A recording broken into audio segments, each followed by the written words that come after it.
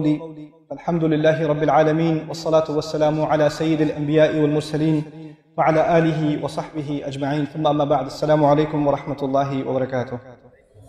আজকে আমাকে আসন্ন রমজান উপলক্ষে একটি প্রাথমিক দার্স দেওয়ার জন্য বলা হয়েছে।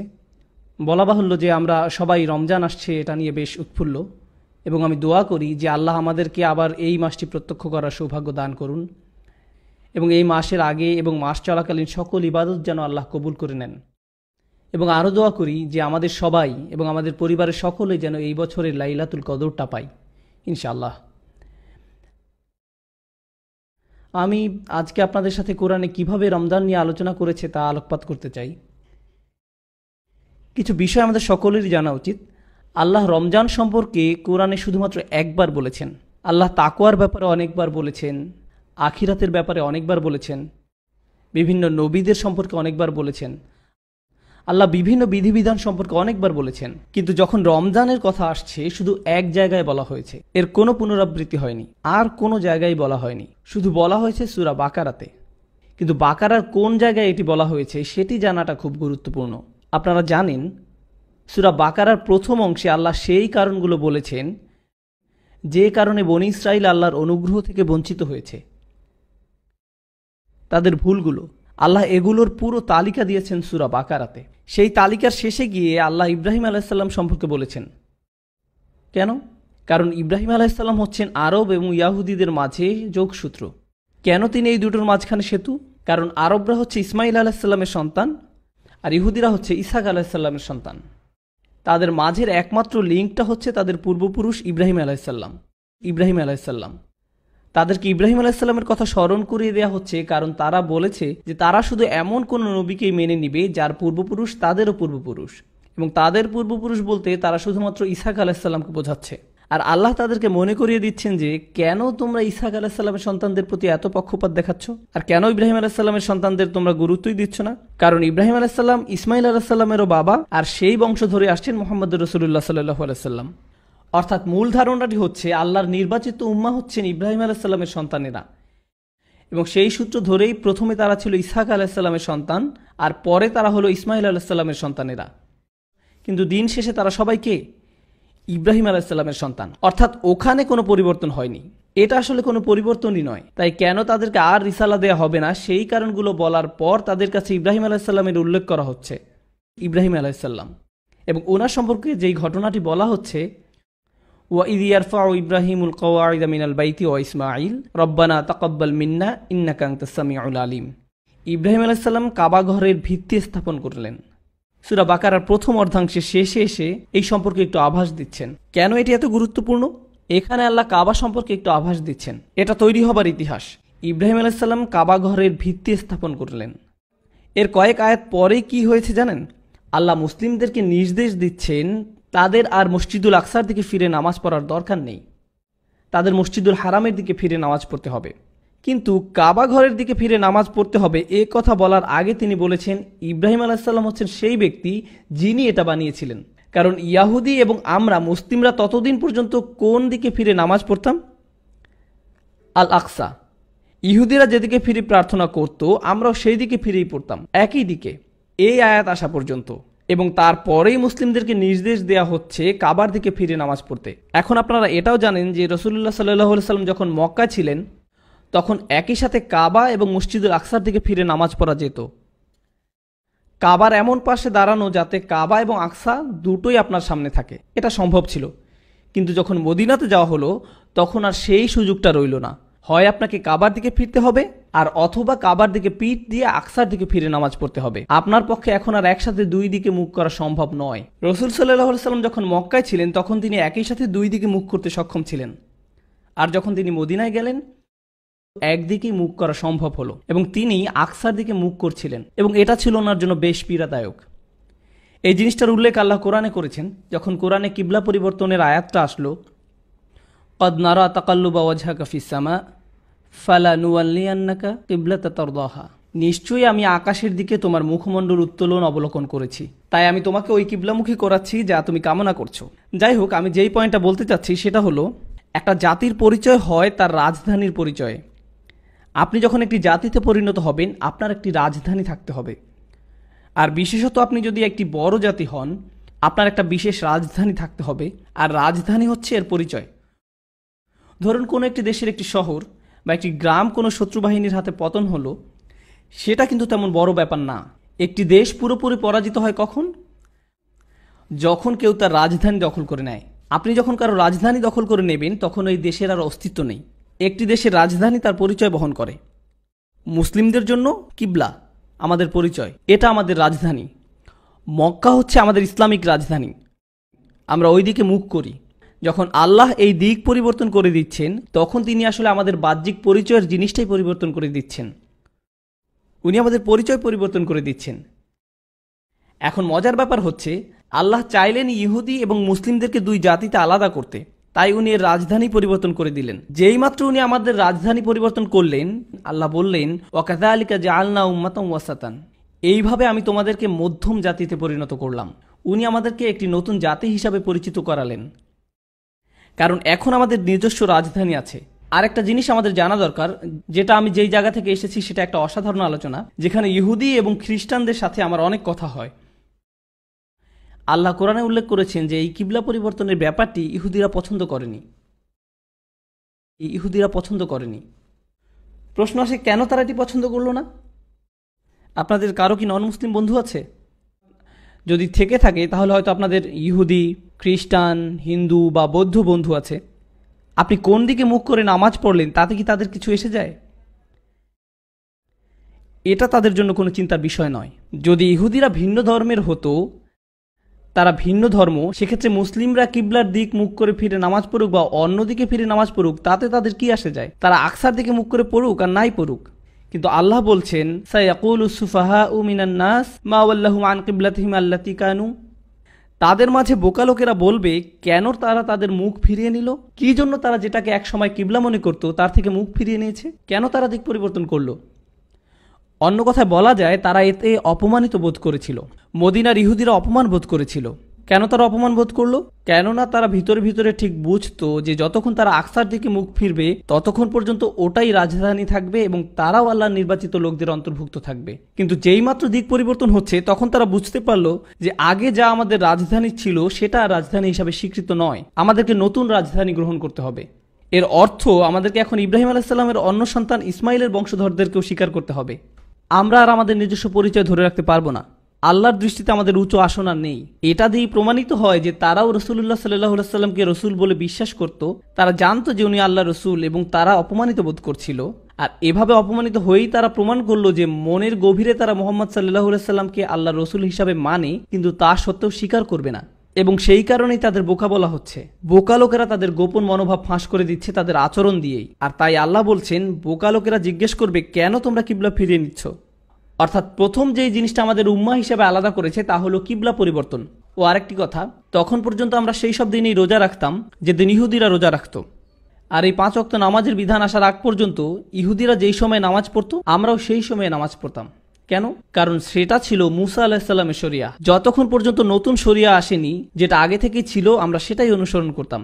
রসুল সাল্লাল্লাহু আলাইহি সাল্লাম মুসা আলাইহিস সালামের শরিয়া অনুসরণ করতেন, যতক্ষণ না পর্যন্ত ওনাকে ওনার শরিয়া দেয়া হয়েছিল। এখন ইহুদিরা যেই দিন রোজা রাখতো, আমরাও সেই দিনই রোজা রাখতাম। আয়াত আসলো, ইয়া আইয়ুহাল্লাযীনা আমানু কুতিবা আলাইকুমুস সিয়াম, তোমাদের মাঝে যাদের ঈমান আছে তাদের উপর সিয়াম বাধ্যতামূলক করা হলো। ঠিক আছে, কামা কুতিবা আলাল্লাযীনা মিন ক্বাবলিকুম, যেভাবে এটা বাধ্যতামূলক করা হয়েছিল তোমাদের পূর্বে যারা এসেছিল তাদের উপর। এই লোকেরা কারা? কারা ফরজ ইবাদত হিসাবে রোজা রাখতো? ইহুদিরা, বনু ইসরাইলরা, মুসা আলাইহিস সালামের শরিয়া। তার মানে আল্লাহ বলছেন যে আমাদের পরিচয়ের একটা অংশ ইহুদিদের মতোই। কিন্তু এই সূরাতে ইতিমধ্যে আল্লাহ কাবা পরিবর্তন করে তাদেরকে আমাদের থেকে আলাদা করে ফেলেছেন। উনি আলাদা করেছেন। এখন উনিই বলছেন আমাদের মাঝে সাধারণ একটা যোগসূত্র আছে, রোজা রাখা। আমাদের আর তাদের মাঝে রোজা করাটা সাধারণ ব্যাপার, লাআল্লাকুম তাত্তাকুন, যেন তোমরা তাকওয়া অর্জন করতে পারো। মজার ব্যাপার হলো, সূরা বাকারারই প্রথম অংশে আল্লাহ কাদের কথা বলেছেন? যদি আপনারা মনোযোগ দিয়ে থাকেন, কাদের সম্পর্কে? ইহুদি। আর পুরো সময় আল্লাহ তাদের বিরুদ্ধে এই অভিযোগই করেছেন যে কেন তাদের তাকওয়া নেই। পুরো সময়টাতেই তাদের সমস্যা ছিল যে তাদের তাকওয়া ছিল না। আর এখন আল্লাহ বলছেন আমরা তাকওয়া অর্জন করতে পারি। আর এখন আল্লাহ বলছেন তোমাদেরকেও সেই একই জিনিস দেয়া হলো তাদের মতো, যেন আমরা তাকওয়া অর্জন করতে পারি। তো প্রথমে যে আলোচনাটা আমি আপনাদের সাথে করতে চাচ্ছিলাম তা হলো, রোজা হচ্ছে এমন একটা জিনিস যা পূর্ববর্তী জাতিরও ছিল, আমাদেরও আছে। কিন্তু প্রশ্ন হলো, কেন আমরাও রোজা রাখি? যেন তাকওয়া অর্জন করতে পারি। তাকওয়াকে বেশিরভাগ সময়ই অনুবাদ করা হয় আল্লাহ ভীতি হিসাবে। তাকওয়া শব্দটি এসেছে উকওয়া থেকে, যার অর্থ হলো সুরক্ষা। সেটা কি? তাকওয়া অনেকটা ইত্তিকার সাথে সমতুল্য, যার মানে সুরক্ষা চাওয়া, যাতে নিজেকে সুরক্ষিত করা যায়। এই কারণেই কিয়ামতের দিন, শেষ বিচারের দিনে সবাই নিজেকে সুরক্ষিত করতে চাইবে। আল্লাহ বলছেন, ফাকাইফা তাত্তাকুনা ইন কাফারতুম ইয়াউমা ইয়াজআলুল উইলদানা শিবা। অতএব তোমরা কি রূপে আত্মরক্ষা করবে যদি তোমরা সেই দিনকে অস্বীকার করো, যেদিন বালককে করে দিবে বৃদ্ধ। তাই আল্লাহ তাত্তাকুন শব্দটি ব্যবহার করেছেন যাতে আমরা নিজেকে সুরক্ষিত করতে পারি, সেটা বোঝাতে। এটা হচ্ছে তাকওয়ার আসল অর্থ। আল্লাহ বলছেন, আল্লাহ তোমাদেরকে রোজার বিধান দিচ্ছেন যাতে তোমরা নিজেকে বাঁচাতে পারো। মানে কি এটার? চলুন বোঝার চেষ্টা করি এটার মানে কি। আমাদের মানুষদের নির্দিষ্ট কিছু প্রশিক্ষণ আছে। আপনি যদি কোনো কিছুতে ভালো করতে চান, তাহলে আপনাকে সেই প্রশিক্ষণের মাঝে দিয়ে যেতে হবে। বিশেষত শারীরিক প্রশিক্ষণ। যেমন ধরুন, কেউ সৈনিক হতে চান বা তারা পুলিশ অফিসার হতে চায়, তখন তাদের কিছু প্রশিক্ষণের মধ্য দিয়ে যেতে হয়।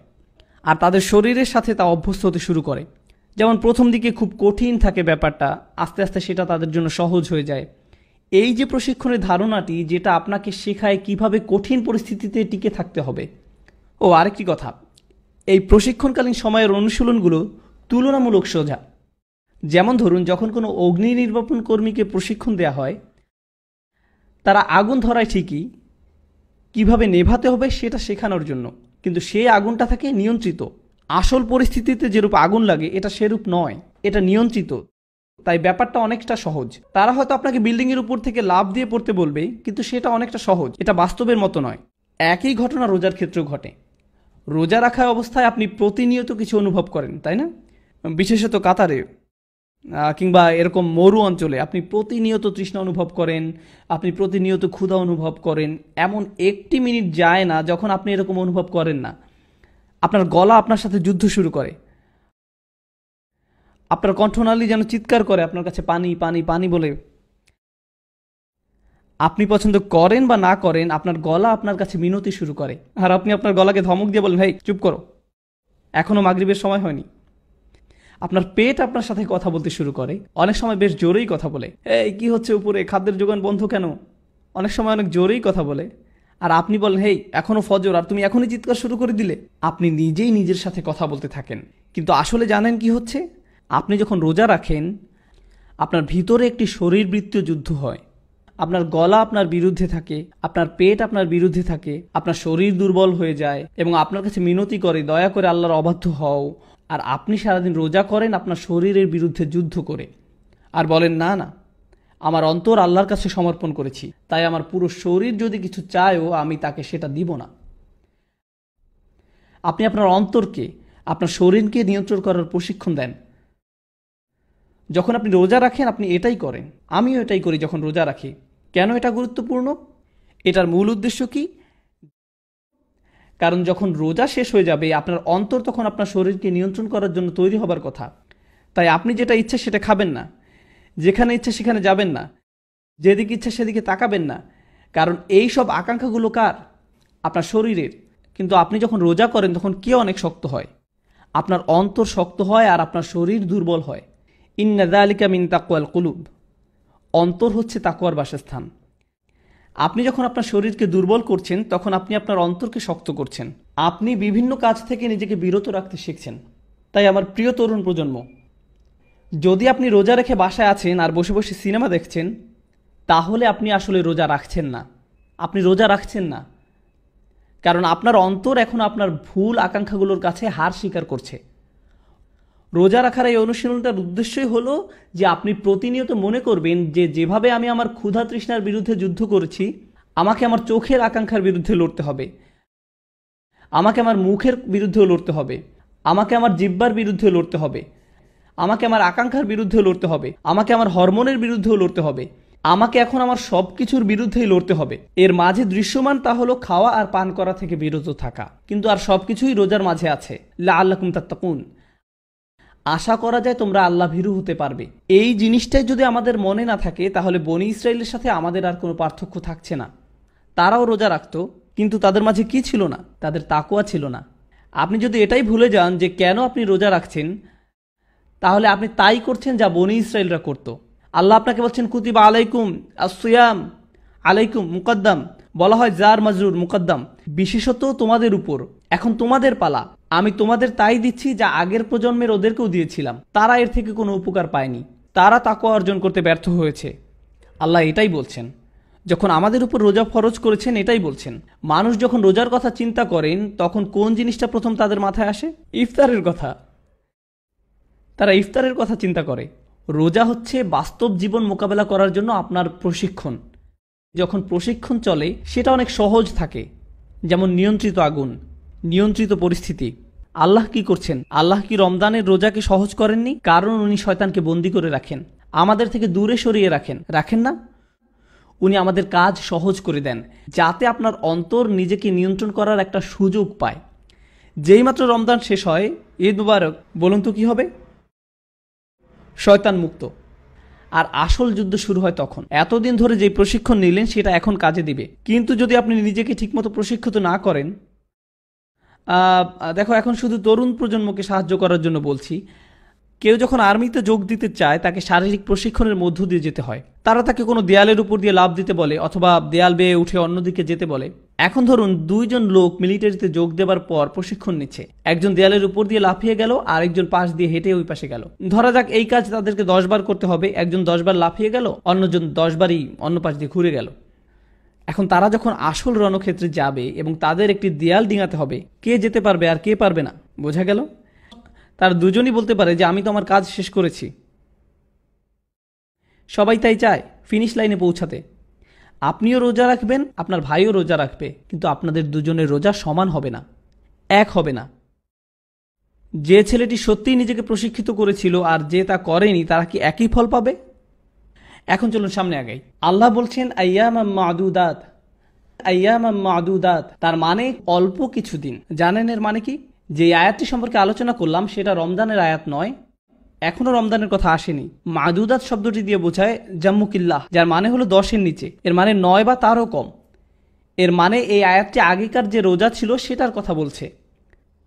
রমজানের আগের রোজা, যেটা ইহুদিরা যেই দিন করতো সেই দিনই ছিল, অথবা হয়তো মাসের মাঝখানের 3টি দিন। এক কথায় অল্প কিছুদিন। আল্লাহ বলছেন আমি তোমাদের উপর রোজা ফরজ করেছি যেমন ফরজ করেছিলাম পূর্ববর্তী নবীদের উপর, মানে একদম তাদেরই মতন। আইয়ামাম মাদুদাত, ফামান কানা মিনকুম মারিদান আও আলা সাফারিন ফাইদ্দাতুম মিন আইয়ামিন উখর। তবে তোমাদের মধ্যে যে অসুস্থ হবে কিংবা সফরে থাকবে তাহলে অন্যান্য দিনে সংখ্যা পূরণ করে নেবে। ওয়া আলাল্লাযিনা ইউতিকুনাহু ফিদিয়াতু তুআমু মিসকিন, যদি তারা তা করতে না পারে কোনো গরিব লোককে খাওয়াবে। এখন আমি আপনাদেরকে মনে করিয়ে দিতে চাই, মনোযোগ দিয়ে শুনুন। রমজানের বিধান আসার পূর্বে যদি রোজা করতে অসমর্থ হতেন তাহলে 2 উপায়ে সেটা পূরণ করা যেত। আল্লাহ মুসলিমদেরকে কি বলেছেন? যে তোমরা 2টি কাজ করতে পারবে। প্রথমটি হলো, আপনি যদি রোজা রাখতে না পারেন তাহলে আপনি কি করবেন? আপনি ওইটা পূরণ করে নিতে পারবেন। আর দ্বিতীয় যে কাজটি করতে পারেন তা হলো গরিবকে খাওয়ানো। 2টা অপশন, 2 উপায়ে আপনি এটার কাফফারা আদায় করতে পারেন। কিন্তু এই 2 উপায়ে কাফফারা দেবার বিধান কি রমজানের বিধানের আগে ছিল নাকি পরে?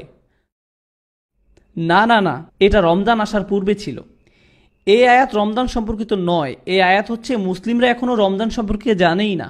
তারা শুধু জানে রোজা রাখা যায় যেভাবে ইহুদিরা রোজা রাখতো। আপনি যদি ওই কয়দিনে রোজা রাখতে না পারেন তাহলে আপনি সেটা পূরণ করে নিতে পারেন রোজা রেখে অথবা গরিব কাউকে খাইয়ে। আচ্ছা ঠিক আছে, এখন আপনি যদিও গরিব কাউকে খাইয়েও সেটার কাফফারা আদায় করতে পারেন, আবার নিজেও রাখতে পারেন।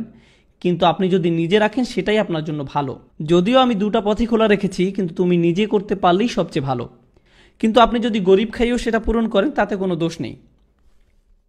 মনোযোগ দিয়ে শুনুন। সাহাবাদের সময় ওনারা এটাই পালন করতেন। আর যদি রোজা রাখো তবে তোমাদের জন্য বিশেষ কল্যাণকর, যদি তোমরা তা বুঝতে পারো। এখন আসছে রমজানের কথা। আমি চাইছিলাম আপনারা প্রথমে এই পটভূমিটুকু বুঝুন।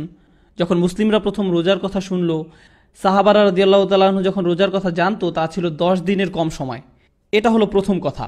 আর দ্বিতীয়, এই রোজা যদি কেউ করতে অক্ষম হতো তাহলে তা পূরণ করার 2টা বিধান ছিল।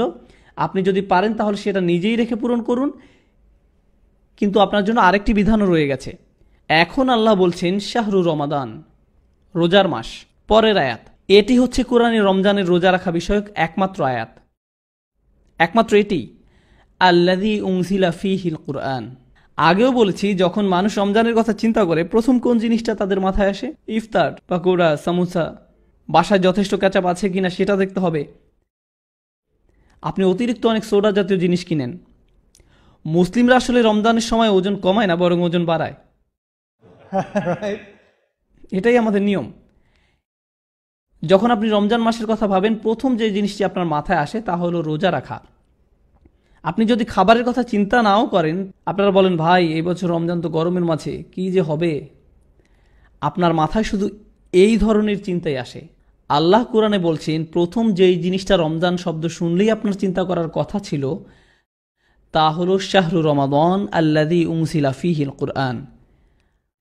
আল্লাহ এটা বলেননি যে তাতে তিনি রোজা ফরজ করেছেন, বলেছেন আল্লাযী উনজিলা ফীহিল কুরআন, সেই মাস যাতে কোরআন নাজিল করা হয়েছিল।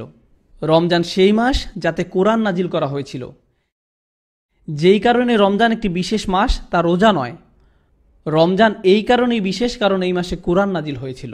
আল্লাহ এটাই আমাদের বলছেন, আল্লাহ এটাই আমাদের বলছেন। এখন আপনার নিজেকে প্রশ্ন করতে হবে, আপনি রমজানে রোজা রাখছেন কিন্তু আপনি কোরআন পড়ছেন না। আপনি রোজা রাখছেন কিন্তু পুরো 30 দিনে এক পাতা কোরআনও আপনি মুখস্থ করেননি। এক পাতা থাক, এমনকি আধা পাতাও নয়, এমনকি 2টা আয়াতও নয়, আপনি কোরআন থেকে কিছুই মুখস্থ করেননি। তাহলে আপনি কিভাবে বুঝবেন আল্লাহ আপনাকে কি বলছেন? রমজানের পুরো উদ্দেশ্যটাই ছিল কোরআন নাজিল হওয়াটা উদযাপন করা। আমি আগেও বলেছি, একটা জাতির জন্য প্রথম যে জিনিসটা দরকার তা হলো রাজধানী। এখন আমাদের নতুন রাজধানী কি? কাবা। দ্বিতীয় যে জিনিসটা দরকার সেটি হলো একটি জাতির জন্য সংবিধান। আর আমাদের সংবিধান কি? কোরআন। আর সংবিধান যখন লিখিত হয় আর অনুমোদিত হয়, প্রত্যেক জাতি তা উদযাপন করে। প্রত্যেক জাতি যাদের সংবিধান আছে তাদের একটি সংবিধান দিবসও আছে, যেদিন তাদের সংবিধান কার্যকর হয়েছিল। আছে সবার এরকম দিবস, ঠিক আছে? আমাদের সংবিধান নাজিল হয়েছিল রমজান মাসে। আল্লাহ আমাদেরকে শুধু একদিন দেননি উদযাপন করার জন্য, উনি আমাদেরকে পুরো 30টা দিন দিয়েছেন। রমজান মাস এটারই উদযাপন যে আল্লাহ আমাদেরকে এক উম্মাহ করেছেন। এখন আমাদের নিজস্ব রাজধানী আছে, নিজস্ব সংবিধান আছে, এবং আমাদের নিজস্ব রোজা রাখার দিন আছে। ইহুদিরা যেদিন রোজা রাখতো এটা আর সেই দিন নেই। আর আইয়াম মাদুদাত নয়, পুরোপুরি আলাদা করে ফেলেছেন। রমজানের পুরো উদ্দেশ্যটাই ছিল কোরআন নাজিল হওয়াটা উদযাপন করা। এটা শেষ। তাই আপনি যদি নিজেকে ইয়া আইয়ুহাল্লাযীনা আমানু এর অন্তর্ভুক্ত করতে চান, তাহলে আপনাকে আপনার নামাজের দিক পরিবর্তন করতে হবে, আপনাকে রোজা রাখার দিন পরিবর্তন করতে হবে। অন্য কোনো অপশন নেই। এর আগে বলা হয়েছিল ওয়ারকাউ মা'আর রাকিঈন, আপনাকে বলা হয়েছিল যারা রুকু করে তুমি তাদের মতো রুকু করো, এবং এতে তাদেরও কোনো সমস্যা ছিল না, কারণ তখনও রুকুর দিক একই ছিল। কিন্তু এখন এটা পরিবর্তন হয়ে গেছে। এই ফাঁকে আরেকটি কথা বলে রাখি, সম্প্রতি আমার একজন রেবাই বন্ধুর সাথে দেখা হয়েছিল টেক্সাসে। সে জুডিক স্টাডির একজন গবেষক। আমি তার সাথে মুসা আলাইহিস সালাম আরও নানান বিষয় নিয়ে কথা বলেছিলাম। আমি তাকে জিজ্ঞেস করলাম, তোমরা ইবাদত করো কিভাবে? তোমরা কি রুকু দাও? কারণ কোরআন ইহুদিদের সম্পর্কে বলেছে ওয়ারকাউ মা'আর রাকিঈন। আল্লাহ বলেননি ওয়াসজুদু মা'আস সাজিদিন, সাল্লু মা'আল মুসাল্লিন। কেন আল্লাহ ইহুদিদেরকে এটা বললেন? তাই আমি জিজ্ঞেস করলাম, তোমরা রুকু করো? আমি জানি তোমাদের সিজদা আছে, রুকু আছে। তো সে বলল, আমাদের কিছু রুকু আছে যেটা আমরা বছরে একবার করি। এক সময় এটা একটা নিয়মিত ব্যাপার ছিল। আমি জানতে চাইলাম, তোমাদের সিজদা আছে? সে বলল, হ্যাঁ, আমাদের সিজদাও ছিল, যাতে আমরা মাটিতে মাথা নত করতাম। এখন আমরা আরেকটা ইবাদত করি, যাতে আমরা ফরিয়াদ জানাই যে কেন এটি আর এখন করি না। ইয়া সালাম। আমি এটা বানিয়ে বলছি না, সে আমাকে বলেছে, এটা একজন রেবাই আমাকে এটা বলেছে। অর্থাৎ তারা সিজদা জিনিসটা একদম হারিয়ে ফেলেছে, আর কিছু রুকু এখনো তারা করে। ওয়ারকাউ মা'আর রাকিঈন। সে আরও যেটা আমাকে বলেছিল তা হলো তাদের ইবাদতের শেষ ভাগটা হচ্ছে রুকু, মানে সিজদা আগে দেয় আর তারপরে রুকু দেয়।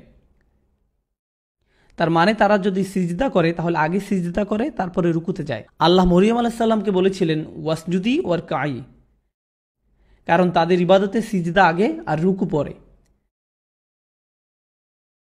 যাই হোক, আমরা আবার আমাদের রমজানের বিষয়টাতে ফিরে আসি।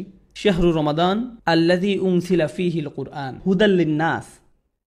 মনে হচ্ছে মুখে একটা বড় চর খাওয়ার মতো অবস্থা, কারণ তিনি বলছেন কোরআন সকল মানুষের জন্য পথ প্রদর্শক। এই আয়াত শুধু মুসলিমদের জন্য না, এটা মদিনার ইহুদি সম্প্রদায়ের জন্য। তারা ভাবে যে যখন ওহী আসে সেটা কাদের জন্য আসে? শুধু তাদের জন্য, শুধু তাদের জন্য। আল্লাহ বলছেন না, এবার ওহী শুধু তোমাদের জন্য না, এটা সমগ্র মানবজাতির জন্য। হুদাল্লিন নাস। আল্লাহ এটাও বলেননি যে হুদাল্লিল আরব, হুদাল্লিল বানি ইসরাইল, হুদাল্লি বানি ইসমাইল, হুদাল্লি বানি ইব্রাহিম। না না না না, হুদাল্লিন নাস, এটা সমগ্র মানবজাতির জন্য। এটা আমাদের ধর্মের সবচেয়ে সুন্দর জিনিস বলা যায়, আমাদের ধর্মের সবচাইতে সুন্দর জিনিস। আপনি আমেরিকা, অস্ট্রেলিয়া বা খালজিতে বা পাকিস্তানে যে জায়গাতেই কোনো মসজিদে যান না কেন, যত জাতির মানুষই থাকুক না কেন, সবাই এক কাতারে দাঁড়ায়। এমন কোনো ভেদাভেদ করা হয় না যে সবচেয়ে ধনীরা সামনের সারিতে, মধ্যবিত্তরা মাঝের সারিতে, সুইপাররা শেষ সারিতে। না না, এরকম করা হয় না। না না, সবাই এক কাতারে দাঁড়ায়। হতে পারে বস আর কর্মচারী একই সাথে দাঁড়িয়েছে, এমনও হতে পারে কর্মচারী প্রথম কাতারে, বস শেষ কাতারে, এটাও হতে পারে। আবার এমনও হতে পারে যেই লোক আপনার জন্য কাজ করে সে ইমামতি করছে আর আপনি তার পিছনে দাঁড়িয়ে আছেন, এটাও হতে পারে। আল্লাহ এই দিক নির্দেশনা দিয়েছেন সবার জন্য। জানেন এর মানে কি? উনি সবাইকে এক সমান বানিয়েছেন কোরআনের মাধ্যমে, সালাত নামক প্রতিষ্ঠানের মাধ্যমে। আমরা তো রেসিস্ট হতে পারি না, কারণ আমাদের আছে সালাহ। আমাদের মাঝে জাত্যাভিমান থাকার কথা নয়। আমরা এটা বলতে পারি না যে আমার জাতি তোমার থেকে ভালো, আমার জাতীয়তা তোমার থেকে ভালো, আমার ভাষা তোমারটার থেকে ভালো, আমার গায়ের রং তোমারটার থেকে ভালো, আমার গ্রাম তোমারটার থেকে ভালো।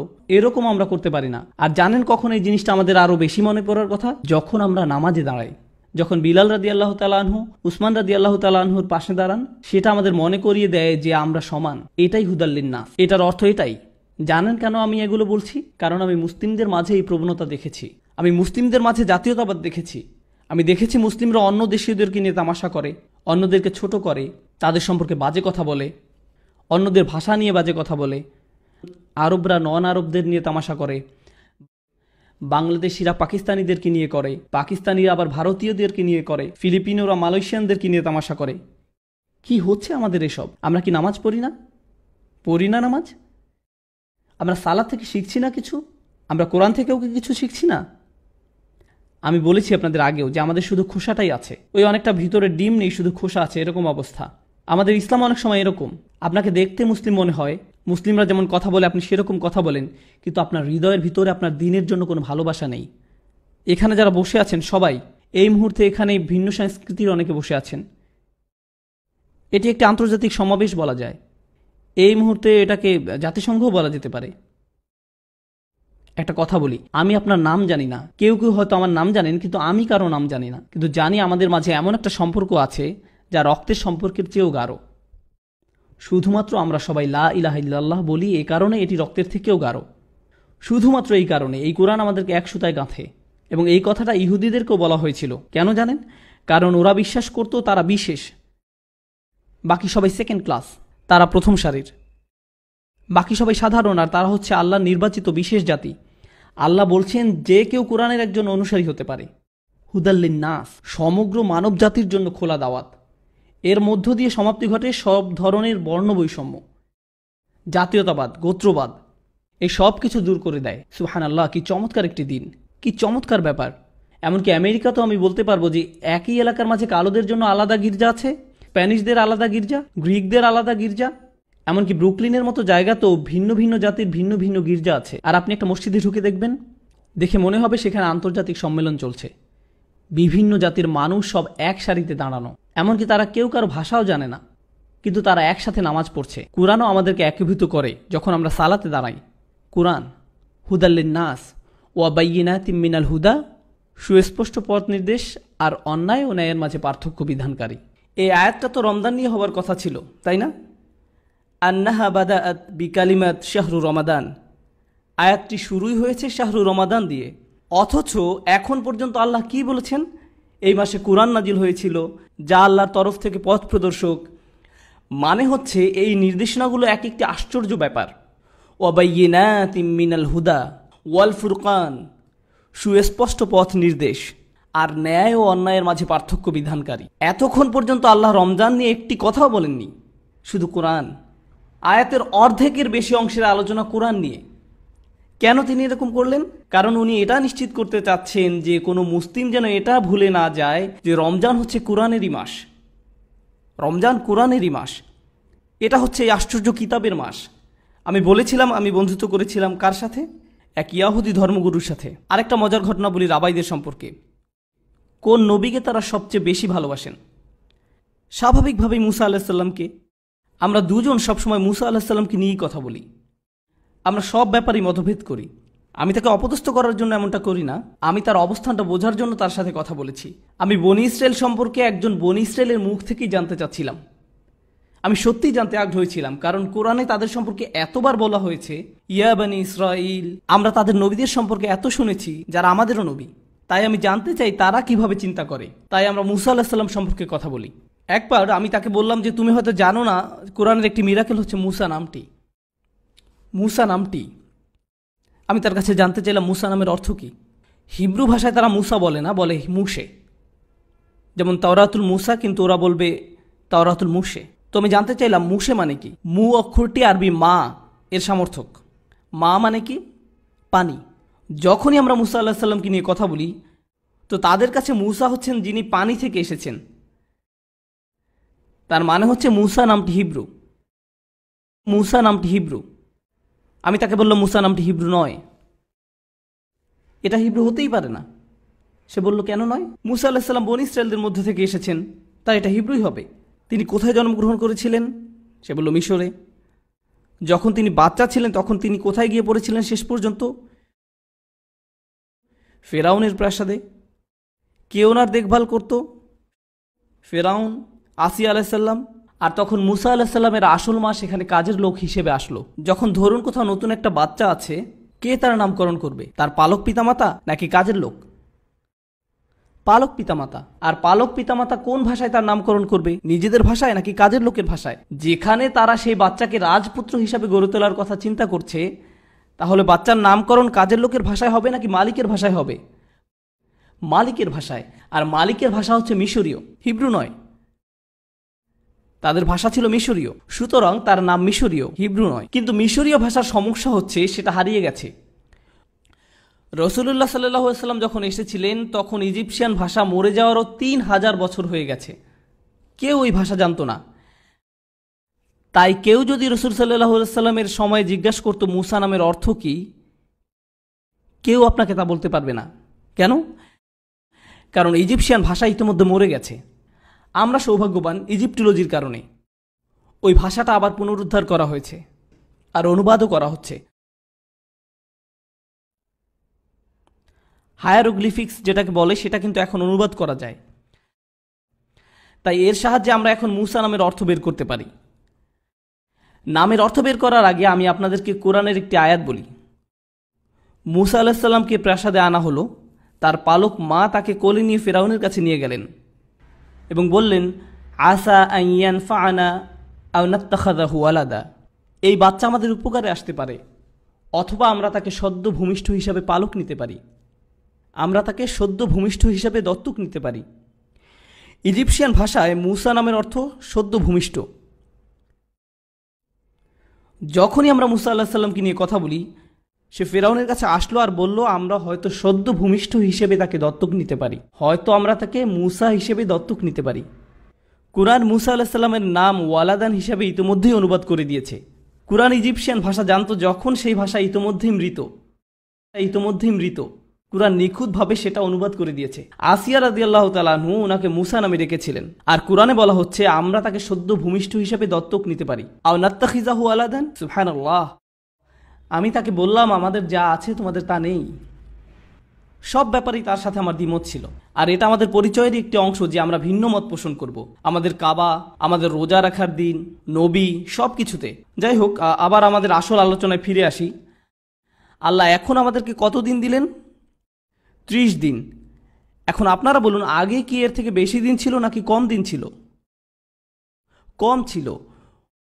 ওই রোজা না করতে পারলে তার ক্ষতিপূরণ কয়ভাবে করা যেত? 2 ভাবে। হয় আপনি নিজে রোজা রেখে দিতে পারতেন, অথবা গরিবকে খাওয়াতে হবে। এইবার উনি বলছেন ফামান কানা মারিদান আও আলা সাফারিন ফাইদ্দাতুম মিন আইয়ামিন উখর, আর যে লোক অসুস্থ কিংবা মুসাফির অবস্থায় থাকবে সে অন্য দিনে গণনা পূর্ণ করবে, রোজা রেখে সেটা পুষিয়ে দিতে হবে। এখন কয়টা অপশন আছে? মাত্র একটা। দ্বিতীয় কোনো অপশনই আর নেই। আগের আয়াতে বলা হচ্ছে 10 দিনের কম রোজা রাখার কথা এবং তার ক্ষতিপূরণ করার উপায় দুইটি, ক্ষতিপূরণ করার দুইটা উপায়। তারপর রমজান আসলো আর আল্লাহ বলছেন এখন তোমাদের আর 3, 4 বা 5 দিন নয়, 30 দিন। আর এখন আপনি না রাখতে পারলে ক্ষতিপূরণ আর দুইটি উপায় নেই, একটি উপায়। ব্যাপারটা কি আগে থেকে সহজ নাকি কঠিন হলো? কঠিন হলো, কঠিন হলো। যখনই ব্যাপারটি কঠিন হলো আল্লাহ আমাদেরকে বলছেন ইউরিদুল্লাহু বিকুমুল ইউসর ওয়ালা ইউরিদু বিকুমুল উসর, আল্লাহ তোমাদের জন্য সহজ করতে চান, উনি আপনার জন্য কঠিন করতে চান না। সুবহানাল্লাহ। যেই মুহূর্তে উনি এটি কঠিন করলেন তখনই উনি আবার বলে দিচ্ছেন যাই হোক আমি তোমাদের জন্য সহজ করতে চাই। হিয়া রব্বি, আপনি তো এইমাত্র এটি কঠিন করলেন, আবার আপনি কেন বলছেন যে আপনি আমার জন্য সহজ করতে চান? কিভাবে এটা সহজ হয়? এটা তো কঠিন। উনি আসলে গুরুত্বপূর্ণ একটা জিনিস বলছেন, গুরুত্বপূর্ণ একটা জিনিস বলছেন। এর থেকে প্রথম শিক্ষাটা হলো আল্লাহ মুসলিমদের জন্য রমজানে রোজা রাখার শক্তি দিবেন। আর উনি রমজান মাসেই রোজা রাখাকে বছরের অন্য যে কোনো সময়ের চেয়ে সহজ করে দিবেন। আমি গ্যারান্টি দিয়ে বলতে পারবো আপনি যখন রমজানে রোজা রাখবেন তখন অন্য যে কোনো সময়ের চেয়ে সহজ হয়ে যায়, কিন্তু এর 1 সপ্তাহ পরেই রোজা রেখে দেখেন ওইটা 10 গুণ কঠিন হবে। কারণ আল্লাহ বলছেন উনি আমাদের জন্য সহজ করতে চান। ওই 30 দিন অন্য দিনে 3 দিন রোজা রাখা থেকে অনেক সহজ। সুবহানাল্লাহ। এটা হচ্ছে প্রথম অর্থ, আল্লাহ আপনার জন্য সহজ করতে চান।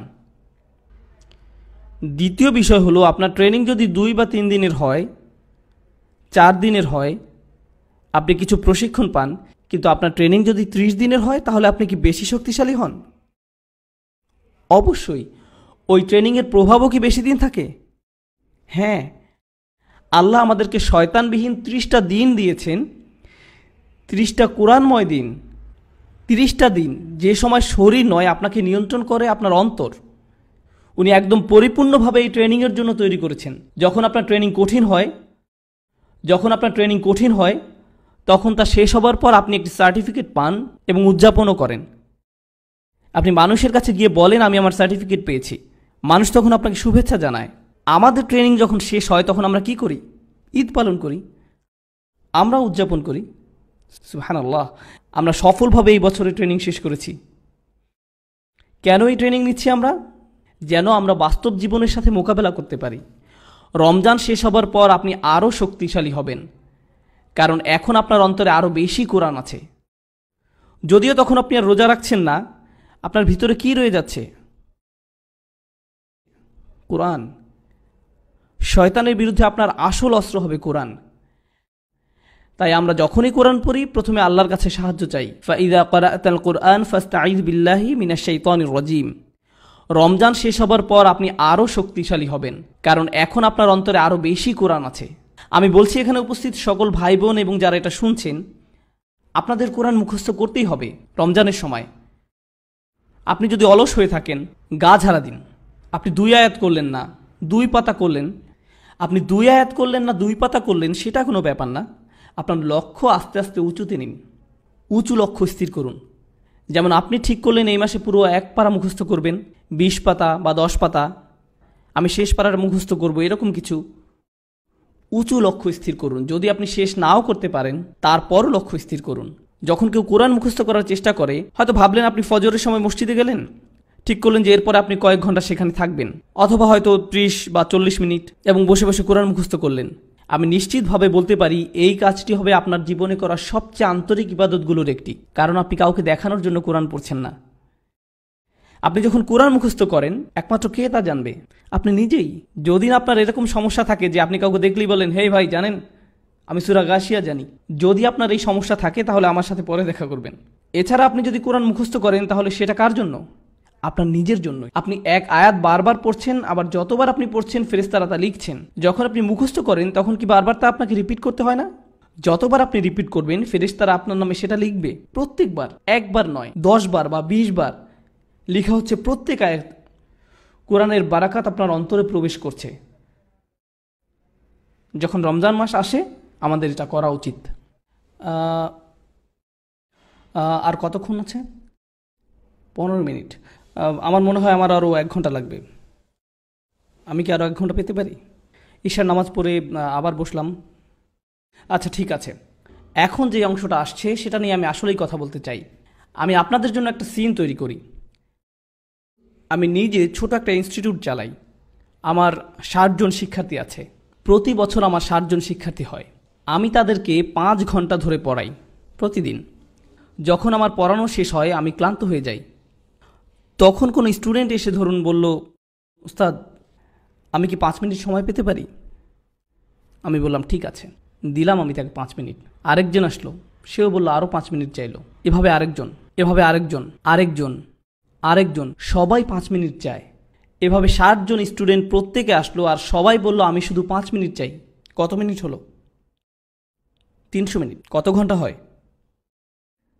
3 ঘন্টা 300 মিনিটে। মাশাআল্লাহ, কাতারে তো দেখি ভালো গণিতবিদ আছেন, গণিতে পিএইচডি করা। এতে 5 ঘন্টা হয়। ইতিমধ্যে আমি পড়িয়েই প্রায় মৃত, আর এখন তো আমি আইসিইউতে। অথচ প্রত্যেক স্টুডেন্ট বলবে আমি তো শুধুমাত্র 5 মিনিটই নিয়েছি। এটা তো কোনো সময়ই হলো না। ধরুন এখানে 500 লোক আছেন অথবা তার বেশি। আমি যদি সবার সাথে 1 মিনিট করেও কথা বলি, 1 মিনিট করে, তাহলেও 500 মিনিট, 8 ঘন্টারও বেশি সময়। 8 ঘন্টা মাত্র 1 মিনিট করে হলেও, অথচ সবাই বলবে আমি তো মাত্র 1 মিনিট পেয়েছি। আসলে কোনো কথাই হয়নি। বুঝা গেল? আরেকটি উদাহরণ দেই। আমার এক মেয়ের একটা সমস্যা আছে, যেই কারণে আমাদেরকে রেগুলার চিকিৎসকের কাছে নয়, বিশেষজ্ঞ চিকিৎসকের কাছে যেতে হয়। বিশেষজ্ঞ চিকিৎসক অনেক ব্যস্ত থাকেন। আপনি যে কোনো সময় এমনিতেই তার চেম্বারে ঢুকে যেতে পারেন না। আর তারা হয়তো আপনাকে 3 মাস পরের অ্যাপয়েন্টমেন্ট দিবে। আপনি হয়তো বলবেন এর আগে কিছু নেই, তারা বলবে না, এর মাঝেই 3 মাসের বুকিং শেষ। আর আপনি যদি অ্যাপয়েন্ট মিস করেন, 9টার জায়গায় 9:05 যান, শেষ। আপনাকে আরেকটা অ্যাপয়েন্টমেন্ট নিতে হবে হয়তো 4 মাস পরের। এর মানে আপনি যদি বিশেষ কারোর সাথে দেখা করতে চান, সেটা আপনার সময় অনুযায়ী হবে না, সেটা হবে তাদের সময় অনুযায়ী। আপনি যাবেন, আপনাকে তাদের সময় অনুযায়ী যেতে হবে। আপনার বস যদি আপনাকে ডাকে, আপনি বলবেন না যে যখন আমার সময় হবে ইনশাল্লাহ, কারণ সে আপনার সুবিধা অনুযায়ী চলবে না, আপনি তার সুবিধা অনুযায়ী চলবেন। বুঝা গেল? গুরুত্বপূর্ণ ব্যক্তিদের সাথে দেখা করতে হলে আপনাকে এটাই করতে হবে। আপনার বাচ্চাদের ক্ষেত্রে এটা খাটে না। আপনি যদি তাদেরকে ডাকেন, সে বলবে না বাবা অ্যাপয়েন্টমেন্ট নাও, 8:45 তোমার সাথে দেখা করব, বা এরকম কিছু, তখন আমি ফ্রি থাকবো না, এরকম বলতে পারেন না। তাকে সাথে সাথেই আসতে হবে। বোঝা গেল? শেষ উদাহরণ, ধরুন একজন কোম্পানির মালিক বা সিইও, তাদের 500 কর্মচারী আছে। 500। সে কি সবাইকে চিনে? না। সে হয়তো কয়েকজন ম্যানেজারকে চিনে, তাদের আবার নিজস্ব টিম আছে, এরপর আরও একটা সাব টিম করা আছে, এরকম হয়তো 10 বা 15 জনকে চিনে। সবাইকে চেনে না। সবাই যদি তার কাছে একটা করে অনুরোধ করে, সে কি সেটার জবাব দিতে পারবে? না, না, সে ওটা নিয়ে তেমন একটা চিন্তিতই হবে না। সে ভাবে এই লোক আবার কি, সিকিউরিটি গার্ড, আমার সেটা নিয়ে এত মাথা ব্যথা নেই। আমি হলাম সিইও, এই লোক আবার কি, অ্যাকাউন্টেন্ট, তাতে আমার কি, সে সামান্য একজন কর্মচারী। এখন এই আয়াতটি বোঝার চেষ্টা করুন। ওয়াইযা সাআলাকা ইবাদি আন্নী ফাইন্নী করিব। আমার দাস যখন আপনাকে আমার সম্পর্কে জিজ্ঞাসা করে, আমার দাস যখন আপনাকে আমার সম্পর্কে জিজ্ঞাসা করে, আমি তার একদম কাছেই। উজিবু দাওয়াতাদ দাঈ ইযা দাআন। যখন কেউ আমাকে ডাকে, আমি তার ডাকে সাথে সাথে সাড়া দিই। আমি তোমাকে অপেক্ষা করাবো না, কখনোই নয়। তোমার কল ভয়েস মেইলেও পাঠিয়ে দিব না। এটাও বলা হবে না যে 24 ঘন্টা পরে। আমি তোমার ডাকের সাথে সাথে তার জবাব দিব, সাথে সাথে তার জবাব দিব। একজন মানুষের পক্ষে এটা সম্ভব নয়। এমনকি যদি আমি আপনাকে অনেক ভালোবাসি, তারপরও আমার পক্ষে এটা সম্ভব নয়। আমি আমার মেয়েদেরকে অনেক ভালোবাসি, কিন্তু তারা যখন গাড়ির পেছনে বসে সবাই একসাথে কথা বলা শুরু করে, আমার পক্ষে কি সবাইকে জবাব দেওয়া সম্ভব হয়? না। তাদের একজন বলল আমি আইসক্রিম খাবো, আরেকজন বলল আমি পিজা খাবো, আরেকজন বলল আমি বাসায় গিয়ে ঘুমাতে চাই, আরেকজন বলল চলো পার্কে যাই। আমার পক্ষে এর মাঝে একটাই হয়তো করা সম্ভব। আমি সবার আবদার একসাথে মেটাতে পারবো না, আমার সেই ক্ষমতা নেই, যদিও আমি তাদেরকে ভালোবাসি। আমাকে বলতে হবে আমি দুঃখিত, আমার পক্ষে সম্ভব নয়। আল্লাহ তার রসুল সাল্লাল্লাহু আলাইহি সাল্লামকে বলছেন, যখন তারা আমার সম্পর্কে জানতে চায় আমি খুব কাছেই আছি, যখন তারা ডাকবে আমি তখনই ডাকে সাড়া দিব, আমি তাদের দুয়ার জবাব যখন চাইবে তখনই দিব, যখন তারা ডাকবে আমি তখনই ডাকে সাড়া দিব। বাচ্চাদের কান্নায় আপনাদের বিরক্ত হওয়া ঠিক নয়। বোন, আপনার বাচ্চা যদি কান্না করে সমস্যা নেই, অন্য বোনেরা তার দিকে তাকানো বন্ধ করুন, ওনার দিকে তাকানো বন্ধ করুন। সুন্দর লাইট বা অন্য কিছু দেখুন, জ্বলন্ত চোখে তার দিকে তাকাবেন না। আর আপনার বাচ্চা যদি অনেক বেশি কান্না করে তাহলে বাইরে থেকে ঘুরে আসুন। এগুলোই আমার শর্ত। মায়েরা যে প্রোগ্রামে আসে এতে আমাদের খুশি হওয়া উচিত। এটা সহজ নয়, সন্তান প্রতিপালন কঠিন কাজ। তারা যে এখানে এসেছেন এতে আপনাদের খুশি হওয়া উচিত। আল্লাহ এই মা ও তার সন্তান সহ সকল সন্তানদের মাঝে এবং তাদের জীবনে বারাকা প্রদান করুন। এটা করতে অনেক প্রচেষ্টার দরকার হয়, শুধু গাড়িতে তুলতেই তো অনেক কষ্ট হয়, তার উপর এই ট্রাফিক জ্যামের মাঝে আপনার গাড়ি চালাতে হয়। ইন্না লিল্লাহি ওয়া ইন্না ইলাইহি রাজিউন। একজন বাথরুমে যেতে চায় তো অন্যজন ক্ষুধার্ত, আরেকজন ঘুম থেকে জাগালেন তো কাঁদতে লাগলো। এটা একাকী থাকার মতো নয় যে চলো মসজিদে যাই আর চলে গেলেন।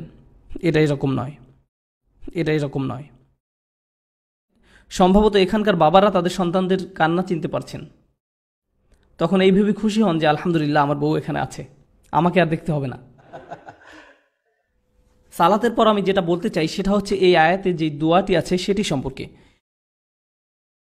বিশেষত এই আয়াতের মাঝে যত রত্ন লুকিয়ে আছে, আল্লাহর তরফ থেকে যে এই আয়াত কত উপহার দেওয়া হয়েছে তা গণনা করে শেষ করা যাবে না। আমি আপনাদের সাথে কিছু শেয়ার করতে চাই ইনশাআল্লাহ। কেন? কারণ আমি আপনাদের সবাইকে উৎসাহিত করতে চাই যেন এই রমজান হয় কোরআনের মাস, দুয়ার মাস, আর আপনারা যেন দুইটিকে একসাথে করতে পারেন। ইনশাআল্লাহ আমরা আলোচনা করব কিভাবে আমরা এই দুইটি একসাথে করব। যতবার আপনার সামনে হালাল উপার্জনের পথ আসে অথবা আরও অর্থ উপার্জনের উপায় আসে সেটা হয়তো ঠিক হালাল নয়, তখন আপনি নিজেকে মনে করিয়ে দেন ওয়ালি তুকাব্বিরুল্লাহ, আল্লাহ এই অর্থ থেকে অনেক বড়, তাই আমি এটা করব না।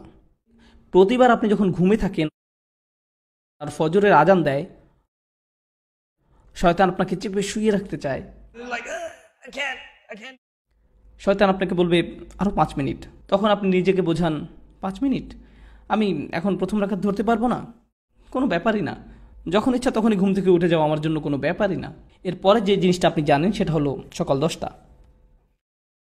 যখন এরকম হয় তখন আপনি বলুন ওয়ালি তুকাব্বিরুল্লাহ, আল্লাহ আমার থেকে বড়, আমার ঘুমের থেকেও আল্লাহ বড়।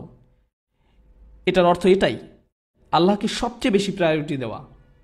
আমার নিজের আকাঙ্ক্ষা, আমার নিজের সালা, আমার নিজের অলসতা, নিজের লালসা, নিজের ক্ষুধা, লোভ, এগুলো থেকেও আল্লাহকে বেশি প্রায়োরিটি দেওয়া জীবনে। এটাই হচ্ছে রমজানের ট্রেনিং। ওয়ালি তুকাব্বিরুল্লাহ আলা মা হাদাকুম ওয়া লাআল্লাকুম তাশকুরুন। আর আয়াতটি শেষ হলো এইভাবে যেন আমরা কৃতজ্ঞ হতে পারি। প্রশ্ন হলো কিসের জন্য কৃতজ্ঞ? আয়াত শুরু হয়েছে রমজান মাস, আর এই মাসেই কোরআন নাজিল হয়েছে, অর্থাৎ প্রথমে যে নিয়ামতের জন্য আমরা আল্লাহর কাছে কৃতজ্ঞ থাকবো সেটা কি? কোরআন। যেন আপনি কোরআনকে সত্যিকারের কদর করতে পারেন। এই দেখে ধরুন আমি আপনার বাসায় গেলাম আর আপনাকে একটা উপহার দিলাম, এই দেখো আমি এটা তোমার জন্য কিনেছি। আমি হয়তো আপনার জন্য ছোট একটা ক্রিস্টালের জিনিস কিনেছি। পাকিস্তানিরা আবার ক্রিস্টালের জিনিস খুব পছন্দ করে। আপনি বললেন বাহ, এটা তো খুব সুন্দর, ধন্যবাদ। তারপর দূরে ছুঁড়ে ফেলে দিলেন। এটা কি অপমানজনক নয়? আমি আপনাকে একটা উপহার দিলাম আর আপনি কি করলেন? আমার সামনেই ধন্যবাদ দিয়ে সেটা ছুঁড়ে ফেলে দিলেন। অথবা ধরুন আমি বললাম হেই, আমি তোমার জন্য একটা বই কিনেছি, মনে হয় তুমি পছন্দ করবে। আপনি এক টুকরো কাপড় নিলেন এবং সেটাকে পেঁচিয়ে একেবারে ফ্রিজের উপরে তুলে রাখলেন। আমি এইভাবে রাখার জন্য আপনাকে বইটি দেইনি। কেন দিলাম বইটি আপনাকে? যেন আপনি এটা পড়তে পারেন। আপনি এই উপহারের জন্য সন্তুষ্ট নন, বুঝলেন? আল্লাহ বলছেন যেন তোমরা কৃতজ্ঞ হতে পারো, যেন আপনি এমনভাবে কোরআন কদর করতে পারেন যেমন আপনি আগে করেননি। রমজান যখন শেষ হয়ে যাবে তখন মনে হবে আপনি কোরআনের সাথে একটা নতুন সম্পর্ক গড়লেন। আপনি এটাকে কখনোই আর সরিয়ে রাখতে পারবেন না। সব সময় মনে হবে এর থেকে আরও কিছু জানতে হবে। আল্লাহ আমাদেরকে তার সাথে যোগাযোগের একটা সরাসরি লিঙ্ক দিয়েছেন। অন্য কোনো ধর্মে সেটা নেই, অন্য কোনো ধর্মে নেই। সালাতে আমরা যেটা অনুভব করি সেটা হচ্ছে আল্লাহর সাথে সরাসরি যোগাযোগ। আক্ষরিক অর্থেও সালাতের অর্থ হচ্ছে যোগাযোগ, আক্ষরিকভাবেও এটা যোগাযোগই বোঝায়। আর আল্লাহর যে কালাম আমরা সালাতে পড়ি তা দিয়ে হয় আমাদের সেই যোগাযোগ। এটা হচ্ছে আসমান থেকে জমিনে আল্লাহর প্রসারিত একটি দড়ি। আপনি সব সময় চাইবেন আরও বেশি পড়তে। কোরআনের সাথে আপনার যোগাযোগ যত বেশি হবে, আল্লাহর সাথে আপনার যোগাযোগ তত ভালো হবে। কোরআনের সাথে আপনার যোগাযোগ যত কম হবে, আল্লাহর থেকে আপনি তত দূরে সরবেন। এটা একটা প্রতিষ্ঠিত সত্য। আমাদের পুরো জীবনের একটা লক্ষ্য থাকতে হবে যে আমরা যেন এই বইয়ের আরও কাছে যেতে পারি। আর কেউ কখনোই বলতে পারে না যে তার কোরআনের কাছাকাছি, কেউ না। এটা এমন একটি সমুদ্র যা শেষ হবার নয়। আমি বলতে পারবো না আলহামদুলিল্লাহ এই লেকচার আপনাদের জন্য, আমার জন্য নয়। আসলে আগে আমার নিজের জন্যই, তারপরে আপনাদের জন্য বলছি আমি। কারণ আপনি যত গভীরে যাবেন যে আমি তো কিছুই জানি না, আমার আরও দরকার, আরও।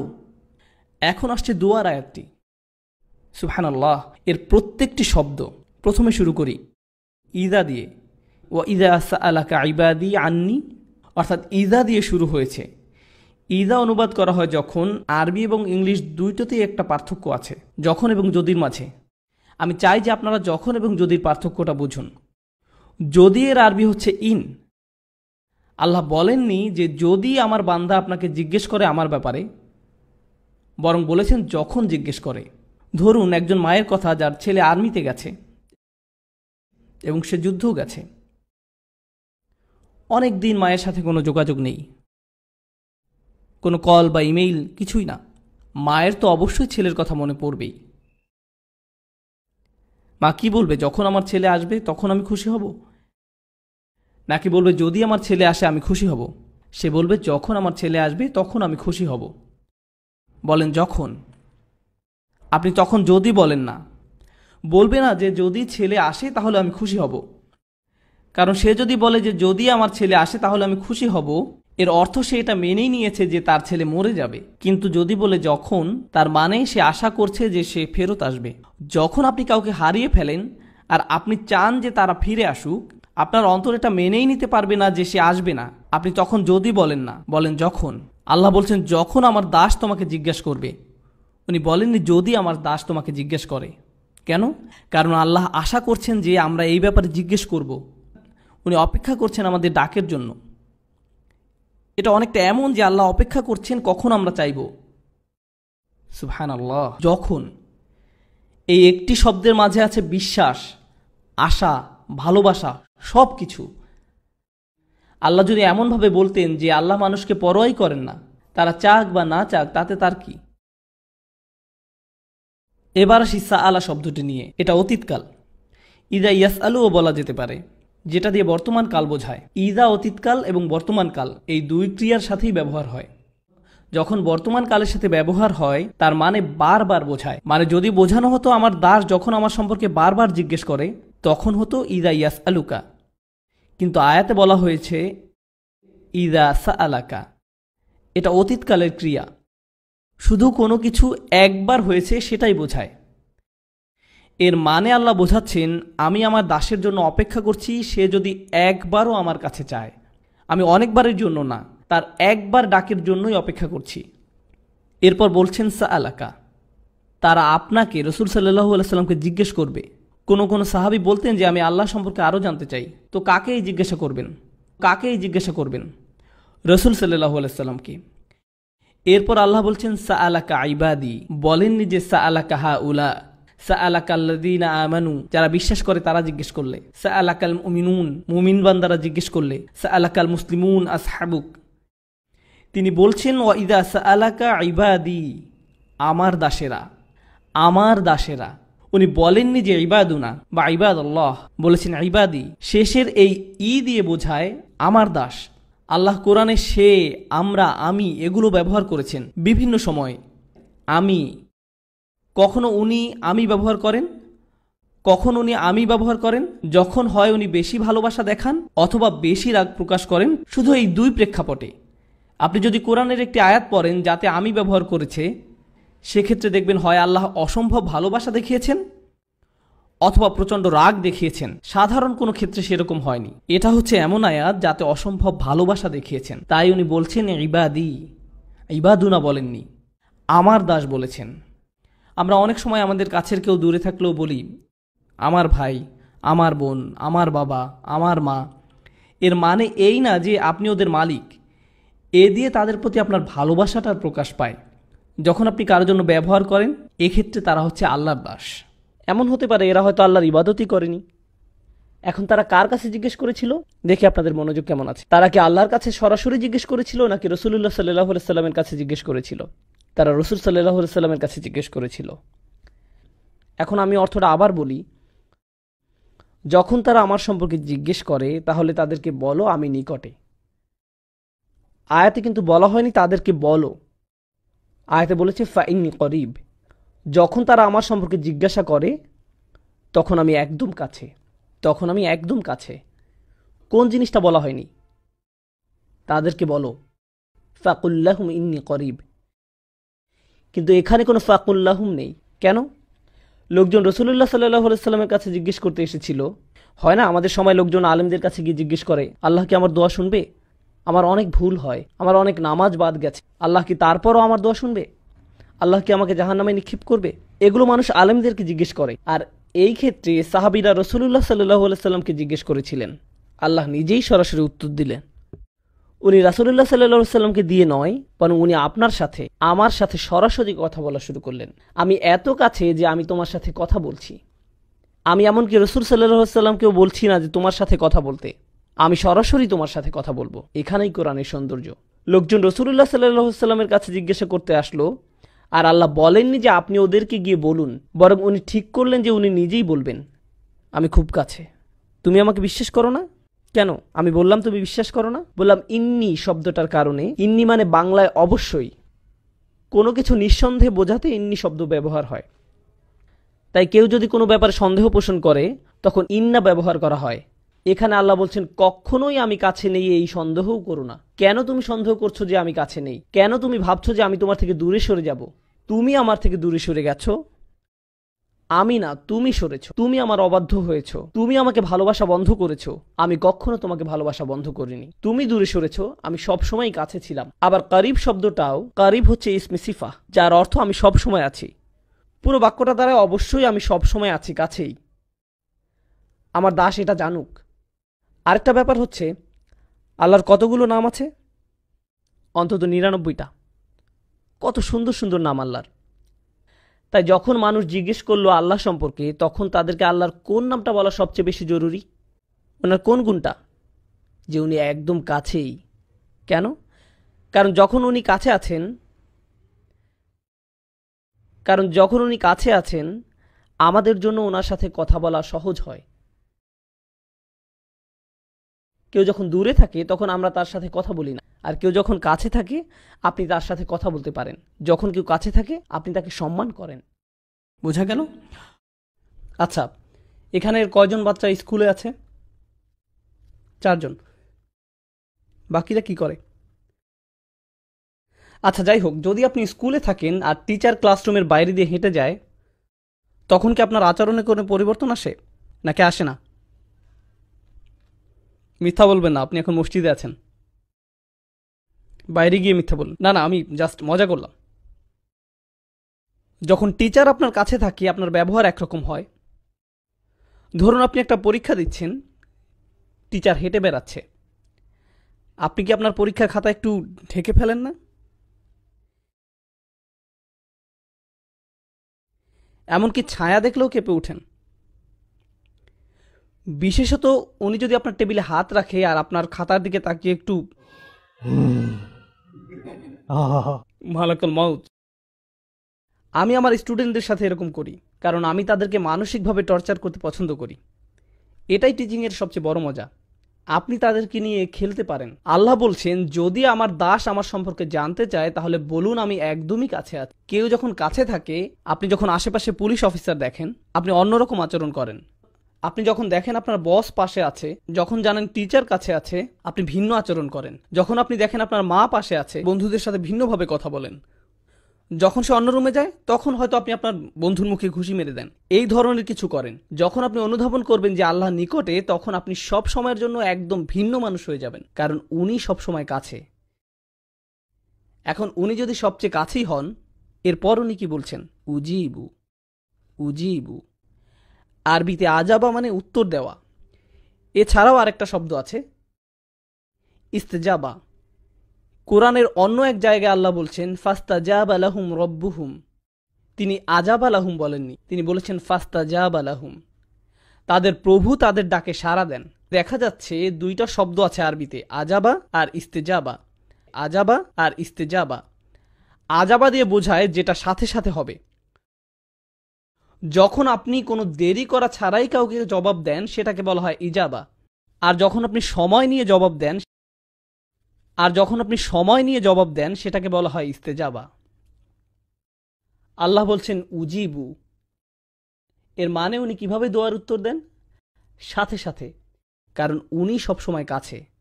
কেউ কেউ দোয়া করে আর বলে কখন আল্লাহ জবাব দিবেন, কখন আল্লাহ সাহায্য আসবে, আমি অসুস্থ, কখন আল্লাহ আমাকে সুস্থ করবেন, আমি চাকরি পাচ্ছি না, কখন আল্লাহ চাকরি দিবেন, আমার বিয়ে হচ্ছে না, কখন আল্লাহ আমার বিয়ে দিবেন, আমার মা একের পর এক বিয়ের প্রস্তাব নাকচ করছেন, কখন আল্লাহ তার অন্তরটা পরিবর্তন করবেন, এর নাক লম্বা, তার চোখ বেশি ছড়ানো, এ জানে না কিভাবে ঠিকমতো চা বানাতে হয়, এসব করে আমার বিয়ে হচ্ছে না, আমার মা সব নষ্ট করে দিচ্ছে, ইয়া আল্লাহ কেন আমার মা এরকম। আর আল্লাহ কি বলছেন? তিনি কখন সেটার জবাব দিবেন?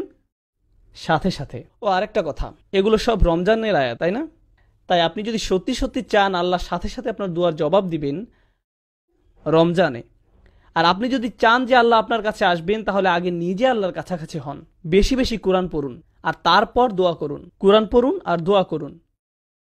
রমজানে আপনার এরকমটাই করা উচিত। যখন আপনি বেশি বেশি দোয়া করা শুরু করবেন, তখন রমজান মাসটা উপভোগ করা শুরু করবেন। রমজানের আনন্দটাই হচ্ছে দোয়ার মাঝে।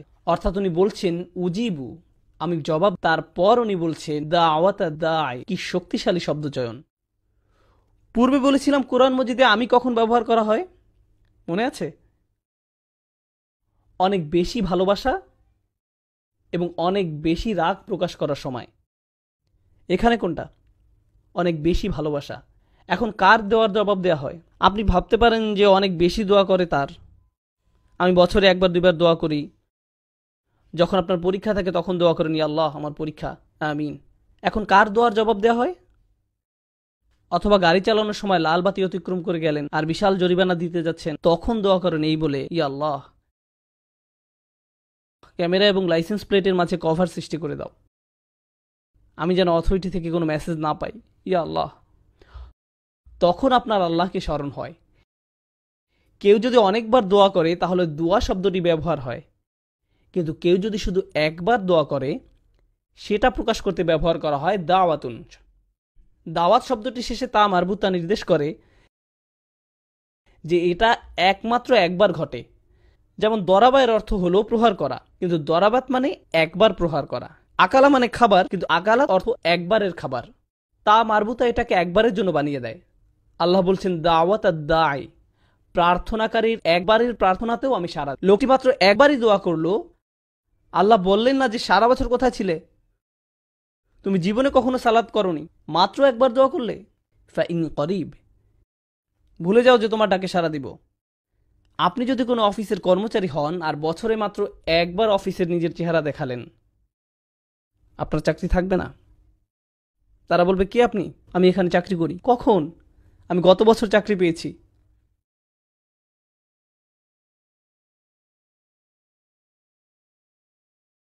বস কি বলবে? হ্যাঁ শিওর, হ্যাঁ এক্ষুনি আপনি শুরু করতে পারেন, আপনার জন্য একটা প্রমোশনের ব্যবস্থা করে দিই। না, এটা হবে না। দাওয়াত শব্দের মাধ্যমে আল্লাহ বলছেন যে জীবনে একবার দোয়া করা ব্যক্তির জন্যও তিনি সাড়া দিবেন। নিজেকে এটা বলে বোঝাবেন না যে আমার তো দাড়ি নেই, নিজেকে এটা বলে বোঝাবেন না যে আমার তো দাড়ি নেই, আল্লাহ আমার ডাকে সাড়া দিবেন না। কেবল গোফ রয়েছে, আল্লাহ আমার দোয়া কবুল করবেন না। রমজানে মুভি দেখতে পারবো না, তাই আগে থেকে 3টা মুভি দেখে ফেলেছি, এখন আমি দোয়া করব। আল্লাহ তারপরও সাড়া দিবেন আপনার ডাকে। এটা শুনে আবার কেউ মুভি দেখতে যাবেন না। কখনো মনে করবেন না যে আল্লাহ আপনার দোয়ায় সাড়া দিবেন না। এবার আপনি বলতে পারেন আচ্ছা লোকটি একটি দোয়াই করেছে, কিন্তু হতে পারে যে সে একজন খুব ভালো মানুষ, হতে পারে যে সে একজন সালেহ, একজন মুমিন হতে পারে, তার অনেক তাকওয়া আছে কিংবা তার ইলম বেশি। এও হতে পারে যে সে তওবা করেছে। উজিবুদ্দাওয়াত আদ-দাঈ, আমি তার আহ্বানে সাড়া দেই যে তওবা করে। আল্লাহ তা বলেননি, তিনি বলেছেন আমি সেই মানুষটিকে সাড়া দেই, দাওয়া তার একটি দোয়াতেই সাড়া দেই। আর দা, যে ডেকেছে। এই মানুষটির উদাহরণ কিরূপ? সে কি করেছে? সে ডেকেছে। অন্য কথায় আল্লাহ কি তার কাছ থেকে অন্য কোনো গুণ আশা করেছেন? তিনি কি বলেছেন দাওয়াতুল মুসাল্লি, দাওয়াতুল মুত্তাকি, দাওয়াতুল মুমিন? না। তিনি বলেননি যে আপনার তাকওয়া থাকতে হবে, আপনার ঈমান থাকতে হবে, বলেননি আপনার ইলম থাকতে হবে। এই দোয়ায় বলেননি। কেন? কারণ আল্লাহ এখানে সেই সব মানুষের সাথে কথা বলছেন যারা আল্লাহর থেকে বহু দূরে চলে গেছে, এবং তিনি প্রথমেই তাদের বলছেন যে দেখো আমি কাছেই আছি। এরপর তিনি তাদের বলেন দেখো আমি জানি এই একটি দোয়া ছাড়া তোমাদের কাছে এই মুহূর্তে আর কিছুই নেই। ঠিক আছে, দাও আমাকে এই একটি দোয়াই দাও। যদিও তুমি একজন দায়ী, শুধুই একজন আহ্বানকারী, তোমার জন্য আমার কাছে আর কোনো বিবরণ নেই। আমি তোমাকে এখনো পর্যন্ত একজন সালেহ ডাকতে পারি না, মুসলিম ডাকতে পারি না, মুমিন ডাকতে পারি না, আমি তোমাকে কিছুই ডাকতে পারি না। আমি শুধু তোমাকে ডেকেছি একজন দায়ী হিসাবে, একজন আহ্বানকারী। সুবহানাল্লাহ, সেটি কোনো যোগ্যতাই নয়। আরও আগানোর আগে বলে রাখি, আমি বলেছিলাম কখনো একজন বসের 500 জন কর্মচারী থাকে, সে কি তাদের সকলের নাম জানে? না, বিশেষ করে সেই কর্মচারীকে যে তাকে পুরো জীবনে মাত্র একটি ইমেইল করেছে। একটি ইমেইল কিভাবে সে তাকে মনে রাখবে? কর্মচারীটি যদি তাকে টেক্সট মেসেজ পাঠায়, সে জানবে না নাম্বারটি কোথা থেকে এসেছে। আল্লাহ বলেননি উজিবুদ্দা আওয়াতাদ্দাইন, তিনি বলেছেন উজিবুদ্দা আওয়াতাদ্দাই। এই শব্দটির মধ্যে থাকা আলিফলাম তাকে মারিফা বানিয়ে দেয়, অর্থাৎ যথাযথ এবং নির্দিষ্ট করে দেয়।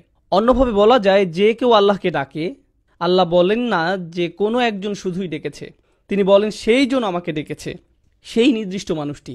আপনি আল্লাহর কাছে নির্দিষ্ট, তিনি আপনাকে বিশেষভাবে ব্যক্তিগতভাবে চিনেন। কোনো ডাক্তার আপনার নাম মনে রাখতে পারবে না যদি তাকে দিনে 100টা রোগী দেখতে হয়। সে এভাবে বলে চেষ্টা করবে, মুহাম্মদ কেমন আছো, চলে এসো। সবাই মুহাম্মদ, অন্তত সম্ভাবনা তো আছে। সে আপনাকে নামে চিনতে পারবে না। আপনি জানেন আমি মানুষের সাথে মিশি, আল্লাহ আমি তাদের সাথে মিশি।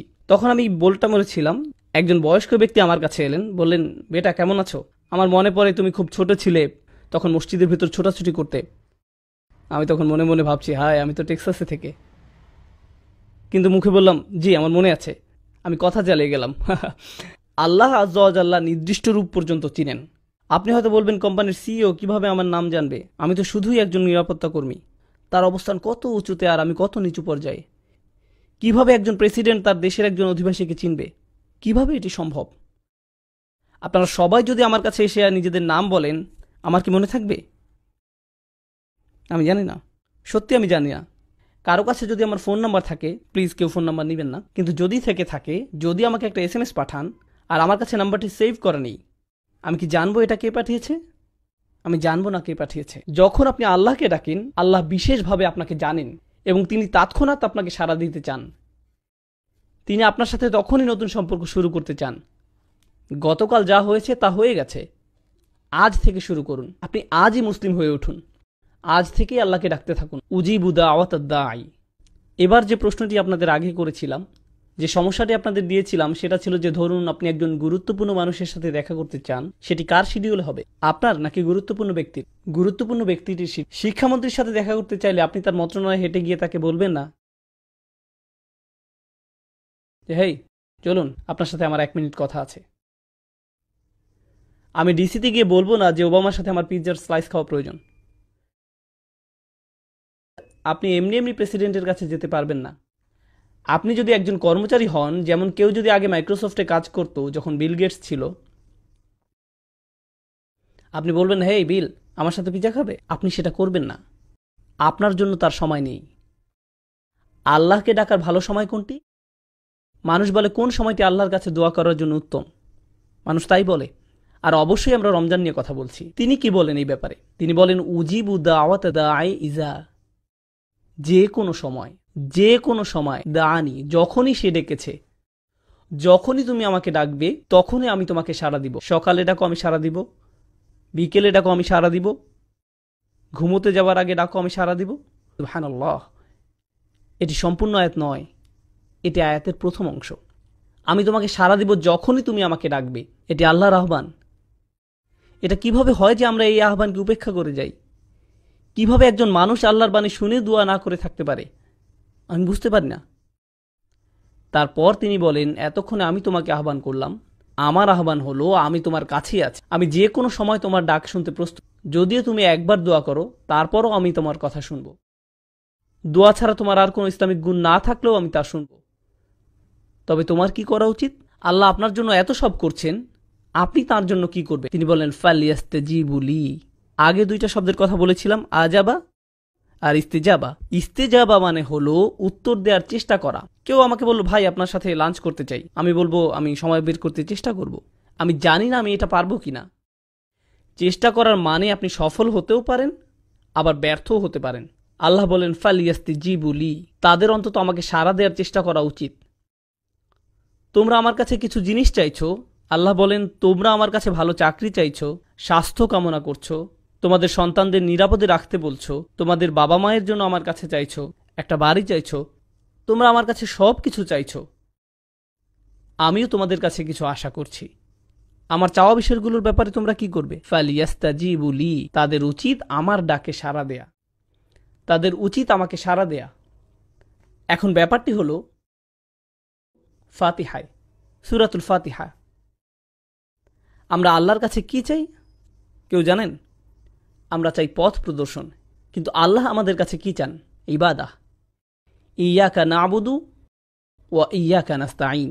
নাস্তাইন মানে আমরা সাহায্য চাই, কিন্তু আল্লাহর কাছে কিছু চাইবার আগে আমরা তার জন্য কি করব। আমরা তার জন্য কি করব? ইয়াকা নাবুদ, তিনি আমাদের জন্য কি করবেন? ইস্তিআনা, তিনি আমাদের সাহায্য করবেন। তাহলে আপনি আল্লাহর জন্য কি করবেন সেটা প্রথমে আসা উচিত, আর দ্বিতীয়ত আসবে আপনি নিজের জন্য যা চান। কিন্তু রমজানের এই আয়াতগুলোতে তিনি বলেন আমি তোমাকে সাড়া দিব যখনই তুমি আমাকে ডাকবে। এরপরে তিনি বলেন তোমার উচিত আমাকে সাড়া দেয়া। তিনি বলেননি আমাকে সাড়া দিলে পরে আমি তোমাকে সাড়া দিব। সুবহানাল্লাহ। এমনকি তিনি নিজেকে দ্বিতীয় পজিশনে রেখেছেন, এবং এই আয়াতে প্রথমে রেখেছেন আপনাকে আর আমাকে, তিনি নিজেকে রেখেছেন দ্বিতীয় পজিশনে। ফালিয়াস্তাজিবু লি, তাদের উচিত আমার প্রতি সাড়া দেয়া, খাঁটে ঈমান আনা, আমাকে প্রকৃত রূপে বিশ্বাস করা তাদের উচিত। লাআল্লাহুম ইয়ারশুদুন, যাতে তারা সরল পথে পরিচালিত হতে পারে, তারা যেন নিজেদের বদলে নিতে পারে। সুবহানাল্লাহ। রমজানের এই কিছু আয়াত আপনাকে পরিবর্তন করে দিতে পারে, রমজান সম্পর্কে আপনার দৃষ্টিভঙ্গি সম্পূর্ণ বদলে দিতে পারে। আমরা যদি এই কয়েকটি আয়াতই শুধু অনুধাবন করি, এদের প্রতিফলন ঘটাই, তবে কোরআনের সাথে, দোয়ার সাথে, আল্লাহর সাথে আপনার যে সম্পর্ক তৈরি হবে তা রমজানের পরবর্তীকালীন সময়ের জন্যও সম্পন্ন হয়ে যাবে। এই সকল জিনিস আপনার অন্তরে গেঁথে দিতে হবে। আলোচনার শেষে আমি আপনাদেরকে কিছু বাস্তব পরামর্শ দিতে চাই। এখন আমি কিছু বাস্তব চিত্র তুলে ধরতে চাই, যে জিনিসগুলো আপনাদেরকে খুঁজে বের করতে হবে। রমজান মাস থেকে আমরা আসলে কি পেতে চাই? রমজান মাস থেকে আমরা আসলে যেটা পেতে চাই, রোজা রাখার উদ্দেশ্য হচ্ছে তাকওয়া অর্জন করা, উদ্দেশ্য হচ্ছে তাকওয়া অর্জন করা। আর রমজান মাসের উদ্দেশ্য হচ্ছে তিনটি। 30 দিনের ট্রেনিং শেষ করা, আল্লাহর মহত্ব ঘোষণা করা, আল্লাহর কৃতজ্ঞতা প্রকাশ করা। ওয়ালিতুকাব্বিরুল্লাহ আলা মা হাদাকুম ওয়ালিতুকমিলুল ইদ্দাহ ওয়ালিতুকাব্বিরুল্লাহ আলা মা হাদাকুম কুম তাশকুরুন। রমজানের 3টি গোল। এখন আমি আপনাদেরকে বলি তাকওয়ার পথে মূল বাধা কি হতে পারে। আপনারা যেখানে বাস করছেন, যেমন কাতার, দুবাই, খালিজ, আরব বিশ্ব বা মুসলিম বিশ্বের মাঝে, আপনার জন্য, আপনার সন্তানের জন্য সবচেয়ে ভয়ের ব্যাপার হচ্ছে বস্তুবাদ। এটাই সবচেয়ে বড় ভয়। আপনি আর আপনার সন্তান গাড়ি বলতে অজ্ঞান, ব্র্যান্ডের কাপড়, ব্র্যান্ডের ফোন, ইলেকট্রনিক পণ্য, নতুন মুভি, নতুন নামানো গান, মার্কেটে ঘুরে বেড়ানো, ফেসবুক, নিজের কমেন্টে কত লাইক পেলেন, এইসব জিনিস নিয়ে আপনি ডুবে আছেন। আপনার পুরো জীবনের অর্থই এগুলো, আর কিছু নয়। আর এটাই দুঃখজনক, কারণ আল্লাহ সাক্ষী, এই উম্মার তরুণরা হচ্ছে সবচেয়ে সম্ভাবনাময়। যখন এই উম্মার তরুণরা কোরআনকে অন্তরে ধারণ করবে, তারা দুনিয়া পাল্টে দিতে পারবে। সত্যি দুনিয়াটা তখন অসম্ভব সুন্দর একটা জায়গা হবে, যদি শুধু এই উম্মার তরুণরা জাগতে পারে। কিন্তু উম্মার তরুণ প্রজন্ম আইফোন 5, স্যামসাং গ্যালাক্সিটা, আইপ্যাড, ফেসবুক নিয়েই বুঁদ হয়ে আছে। এই জিনিসগুলোই খুব ভালো কাজেও ব্যবহার করা যায়, কিন্তু মনে রাখতে হবে এই জিনিসগুলো এক একটা অভিশাপে পরিণত হতে পারে। তলোয়ার শত্রুর দিকে তাক করে রাখলে সেটা ভালো, কিন্তু নিজের দিকে তাক করে রাখা খারাপ। এটা একদম সত্যি। এই জিনিসগুলো খুবই ভালো জিনিস। আমি কতবার ফেসবুক ব্যবহার করেছি জানেন? একবারও না। হ্যাঁ, সেখানে আমার ছবি আছে, আমার উক্তিও হয়তো আছে, কিন্তু আমি নিজে কখনো সেটা ব্যবহার করিনি। মাঝে মাঝে কেউ কেউ বলে, ব্রাদার আপনি কখনো টুইটারে জবাব দেন না। আমি বলি আমি সুন্নাহ পালন করার চেষ্টা করি যাতে মানুষের উপকারে আসে এমন কিছু বলতে, কিন্তু মানুষের সাথে অনলাইনে কথোপকথনে জড়াই না। আমাদের আরও গুরুত্বপূর্ণ কথোপকথন আছে আল্লাহর সাথে। আসলে কি আপনারা এত কথা চালাচালি করার সময় আছে? এত সময় কোথা থেকে আসে যে একটা ইউটিউবে ভিডিও নিচে সব কমেন্ট পড়ে বসে আছেন? কোথায় পান এত সময়? কোথায় পান? আমি অবাক হয়ে যাই। তাই আমাদের নিজেদেরকে আগে এসব থেকে বের হয়ে আসতে হবে। বিশেষত রমজানের সময় আমাদের যত সম্ভব এসব গ্যাজেট থেকে দূরে থাকতে হবে। আপনার ফোনের গেমস অ্যাপসগুলো মুছে ফেলুন। রমজানে সেগুলোর মোবাইল থেকে সরিয়ে ফেলুন। আপনি হয়তো বলবেন ঠিক আছে আমি পরে আবার ডাউনলোড করব, তাও করুন। বোনেরা এখনই ফেসবুক থেকে বের হন। আমি দেখছি না, কিন্তু যাই হোক বের হন ফেসবুক থেকে। আপনাদের ডিভাইস থেকে নিজেকে দূরে রাখুন। এটা আপনাকে করতেই হবে। বস্তুবাদ আমাদেরকে ধ্বংস করে ফেলেছে, আর আমি বলছি যে এর থেকে পরিত্রাণ পাওয়ার সহজ উপায় হলো আল্লাহর কালামটা বোঝা। একদম নিজের মাঝে আল্লাহর কালামকে বোঝা। আপনি যতই নিজের সাথে আল্লাহর কালাম বোঝা শুরু করবেন, আপনি ততই আর বস্তুবাদে আগ্রহী থাকবেন না। তা দিয়ে তখন আর আপনার আত্মার ক্ষুধা মিটবে না। আপনি শূন্যতা অনুভব করবেন। খালি কোরআন থেকে আনন্দ পাওয়ার চেষ্টা করুন, যেটা আগে করেননি। আপনি যখন কোরআন পড়েন তখন আপনি আল্লাহর সাথে কথা বলেন, তাই না? আর বেশি কি চাই আমরা? এখন আপনাদেরকে বিশেষভাবে কিছু বাস্তব পরামর্শ দিব, যদিও বস্তুবাদের এই সমস্যা সর্বত্রই, কিন্তু আমি খেয়াল করেছি মার্কেটে বা এই ধরনের জায়গায় সবাই পঙ্গপালের মতো ছুটছে। আমি তাদের উপর রাগ করি না, খালি আমার যেটা মনে হয় সেটা হলো তাদের হাতে কোরআন তুলে দেইনি। আমরা তাদের হাতে কোরআন তুলে দেইনি। আমরা খুশি হবার মতো কিছু তাদের হাতে তুলে দেইনি। এটা আমাদের দোষ। এখন আসছি শেষ অংশে, বিশেষত দর্শক সারির অভিভাবকদের জন্য কিভাবে আপনি আপনার রমজানকে ভালোভাবে কাজে লাগাতে পারেন সেটার কিছু টিপস। এখানে উপস্থিত সকলের রমজান নিয়ে কিছু লক্ষ্য থাকা দরকার। আমার পরামর্শ হলো আপনি কিছু ছোট সূরা মুখস্থ করতে পারেন। ছোট সূরা বলতে বোঝাচ্ছি 1-1.5 পাতার সূরা, কয়েকটি, যদি পারেন 4টি অথবা 2 থেকে 4টির মতো। এবং আপনি একা না, আপনি আপনার পরিবার সহ এটি করুন। আপনার সন্তানরা করুন, স্ত্রী করুক, স্বামী করুক, যে আগে করবে সে 200 রিয়াল পাবে। এখন দেখা যাবে বাবাই সবার আগে করে ফেলবে, কিন্তু যাই হোক করুন, কোরআন মুখস্থ করুন পরিবার হিসাবে। এটিকে একটি পারিবারিক প্রজেক্ট বানিয়ে ফেলুন, যে চলো আমরা সবাই সূরাটা মুখস্থ করি। এই যে পুরো পরিবার মিলে আল্লাহর কালামের কাছে আসার প্রক্রিয়া, এটা একটা অসাধারণ ব্যাপার। আমার পরামর্শ হচ্ছে মুসাব্বিহাত, এগুলো মুখস্থ করতে পারেন। আপনি হয়তো সূরা জুমআ, মুনাফিকুন, তাগাবুন, এই সূরাগুলো, অন্ততপক্ষে এই 3টি সূরা অসাধারণ সূরা এবং ঈমান বাড়ানোর জন্য খুবই সহায়ক। এরপরে যেই কাজটি করবেন রমজানে, আমার পরামর্শ যেই সূরাগুলো মুখস্থ করলেন সেগুলোর দার্স শোনা। আপনি আপনার পরিবার সহ এটি করুন। ওই সূরাগুলোর উপর লেকচার এবং ব্যাখ্যা শোনা। আমি যেই সূরাগুলো আপনাদেরকে বললাম সেগুলোর সূরা 62, 63 এবং 64, এগুলো সূরার ক্রম নাম্বার। আমি এই সূরাগুলো একটি বিশেষ কারণে বেছেছি, কারণ এই সূরাগুলো সেই মুসলিম উম্মাহ সম্পর্কে যারা তাদের ঈমান হারাচ্ছে, এবং এই সূরাগুলোর মধ্যে দিয়ে আল্লাহ ঈমান আবার পুনর্নির্মাণ করছেন। এই সূরাগুলোর আলোচ্য তাই, যখন একটা উম্মার ঈমান দুর্বল হচ্ছে, আল্লাহ সেটিকে আবার শক্ত করছেন আর মুনাফিকের হাত থেকে রক্ষা করছেন, আর তিনি তাদের ঈমানের আসল ফল দেখাচ্ছেন। এই কারণে এই সূরাগুলো সুন্দর আর মুখস্থ করাও সহজ।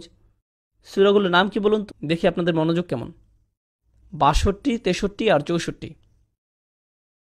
আমি বলছি না যে রমজানে আপনি আর অন্য কোনো পড়াশোনা করবেন না। যেমন আমি ব্যক্তিগতভাবে আরবি ভাষা শিক্ষার ভক্ত, কিন্তু সেগুলো ঠিক স্পিরিচুয়াল পড়াশোনা বলা যায় না। ওগুলো হচ্ছে উলুমুল আলিয়া, একটা প্রক্রিয়া আরও উচ্চতর জ্ঞান লাভের জন্য। রমজানে আপনি এই ধরনের একাডেমিক পড়াশোনাগুলো দূরে সরিয়ে রাখতে পারেন। সেই জিনিসের উপর আপনার সবচেয়ে বেশি মনোযোগ থাকবে, তাহলে এমন কিছু যা আপনাকে আল্লাহর কাছে নিয়ে যাবে সরাসরি। সাথে সাথে তাফসির স্টাডি করুন। তাই আপনি যদি আরবি ভাষার ছাত্র হয়ে থাকেন, রমজানে আপনি আরবি না পড়ে কোরআন পড়ুন। আচ্ছা, আমি একটি প্রজেক্টে কাজ করছি, যাতে আমি আসলে আমার পুরো সময় লাগিয়ে দিচ্ছি এই মুহূর্তে। আর এই প্রজেক্টের লক্ষ্য হলো শুধু 2টি। আমি বিশ্বাস করি দুনিয়াতে যত মুসলিম আছে, অন্ততপক্ষে যারা ইংলিশ বুঝতে পারে, এবং বলতে পারে তাদের কোরআনের ভাষা শেখার একটা জায়গা থাকা দরকার। শুধু প্রাথমিক লেভেলেই নয়, খুব অ্যাডভান্স লেভেলের। এটা আমার লক্ষ্য এবং বিশ্বাস। এটা আমার বিশ্বাস যে প্রতিটা মুসলিমের কাছে তা পৌঁছাবে। আর দ্বিতীয়ত হচ্ছে, প্রত্যেক মুসলিমের কোরআনের ব্যাখ্যা শোনার একটা সুযোগ থাকা দরকার। আমি কি বললাম? শোনা, পড়া নয়। আমি কি বললাম? শোনা। কেন শোনাটা গুরুত্বপূর্ণ? কারণ আপনি যখন কিছু শোনেন সেটা মনে থাকে বেশি, আর যখন আপনি কিছু পড়েন কি হয়? আপনি ভুলে যান। 10 বছর আগেও আমি যেই লেকচারটা শুনেছিলাম সেটা আমার এখনো মনে আছে, কিন্তু 10 বছর আগে পড়া কোনো আর্টিকেল আমার মনে নেই। এমনকি আজকে সকালে যে আর্টিকেলটি পড়েছি সেটাও আমার মনে নেই, কিন্তু লেকচার আমার মনে আছে। কোরআন যখন লেকচার আকারে দেয়া হয় তখন কি হয়? আপনার মনে থাকে। আজকে বাড়িতে যাবার পর যখন আপনি রোজার আয়াতগুলো পড়বেন তখন আমি যা বলেছি তার অনেক কিছুই আপনার মনে পড়বে, কারণ আপনি শুনেছেন। আমি যদি আমার লেকচারে একটা প্রিন্ট আউট দিয়ে পড়তে বলি তাহলে কি হবে? আপনার মনে থাকবে না। যদি আমরা চাই যে উম্মাহ কোরআনের কাছাকাছি আসুক, তাহলে আমাদেরকে কোরআনের ব্যাখ্যাটা তাদেরকে অডিও ভিডিও আকারে মানুষের কাছে পৌঁছাতে হবে, যেন মানুষ শুনতে পারে এবং মনে রাখে। এটা একটা মিশন, এবং এটা অবশ্যই মিশন হবার দাবি রাখে। আলহামদুলিল্লাহ, এই মিশনের প্রথম ধাপটা শেষ হয়ে গেছে। আমি কোরআনের একদম প্রাথমিক তাফসিরের প্রজেক্টটা শুরু করেছিলাম, বলা যায় যেখানে কোরআনের অনুবাদের সাথে সহজ ভাষায় তার ব্যাখ্যা করা হবে, যাতে পুরো পরিবার একসাথে বসে আল্লাহর কালাম শুনতে পারে এবং কিছু শিখতে পারে। এটার নাম হচ্ছে কভার টু কভার প্রজেক্ট। এটা শেষ হয়েছে আলহামদুলিল্লাহ, এবং অনলাইনে পোস্ট করা হয়েছে। আমি আপনাদেরকে বলেছি সূরা নাম্বার 62, 63 আর 64 মুখস্থ করতে। এরপর আমি যেটা চাই সেটা হচ্ছে আপনারা ওয়েবসাইটে যান এবং এই 3টি সূরার দুরূদ শুনুন। এই সূরাগুলোর লেকচারগুলো আছে ওয়েবসাইটে। 2, 3, 4 বার শুনুন। 2, 3, 4 বার শুনুন, যতক্ষণ না এই সূরার বার্তাগুলো আপনার মাথার ভিতরে গেঁথে যাচ্ছে। এরপর যখন আপনি নামাজে দাঁড়াবেন আর ওই সূরাগুলো পড়বেন, আপনি বলা যায় প্রকৃত অর্থে আল্লাহর সাথে যোগাযোগ স্থাপন করবেন। কারণ আপনি আয়াত মুখস্থই শুধু করেননি, আপনি জানেন এর অর্থ কি, নিজের পক্ষে কি অর্থ বোঝাচ্ছে তার কিছুটা হলেও আপনার এবং আপনার পরিবারের মাঝে থাকবে। তাই যখন আপনি বাসায় আছেন, কোনো কারণে হয়তো মসজিদে আসতে পারেননি, আর বাসায় আপনি সালাতে ইমামতি করছেন, আর আপনি তখন ওই সূরাটি তেলাওয়াত করছেন, আপনার পুরো পরিবার বুঝতে পারবে। আপনার পুরো পরিবার খুশুর সহিত নামাজ পড়বে।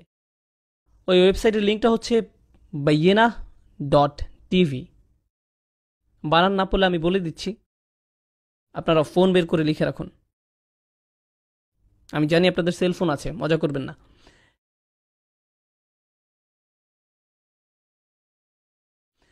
এটা শেষ হওয়ার পর আমি বিয়ে নিয়ে কথা বলবো। না, আমি বলবো না। ওই লোকটা মাত্র জেগে উঠল। বিয়ে? সুবহানাল্লাহ, আপনাকে ধরে ফেলেছি। যাই হোক, ওয়েবসাইটের নাম হলো bayyinah.tv। আপনি সূরা জুমআ, তাগাবুন আর মুনাফিকুন এর দুরূস ওখান থেকে শুনতে পারবেন। আশা করি আপনারা উপকৃত হবেন আল্লাহর ইচ্ছায়। আশা করি আপনারা রমজান বিষয়ক আজকের আলোচনায় উপকৃত হয়েছেন। আমি দোয়া করি যে আল্লাহ আমাদের সবার রমজান কবুল করুক। দোয়া করবেন যেন আমি ঠিকমতো আমার জায়গায় ফিরে যেতে পারি। বারাকাল্লাহু লি ওয়া লাকুম। আসসালামু আলাইকুম।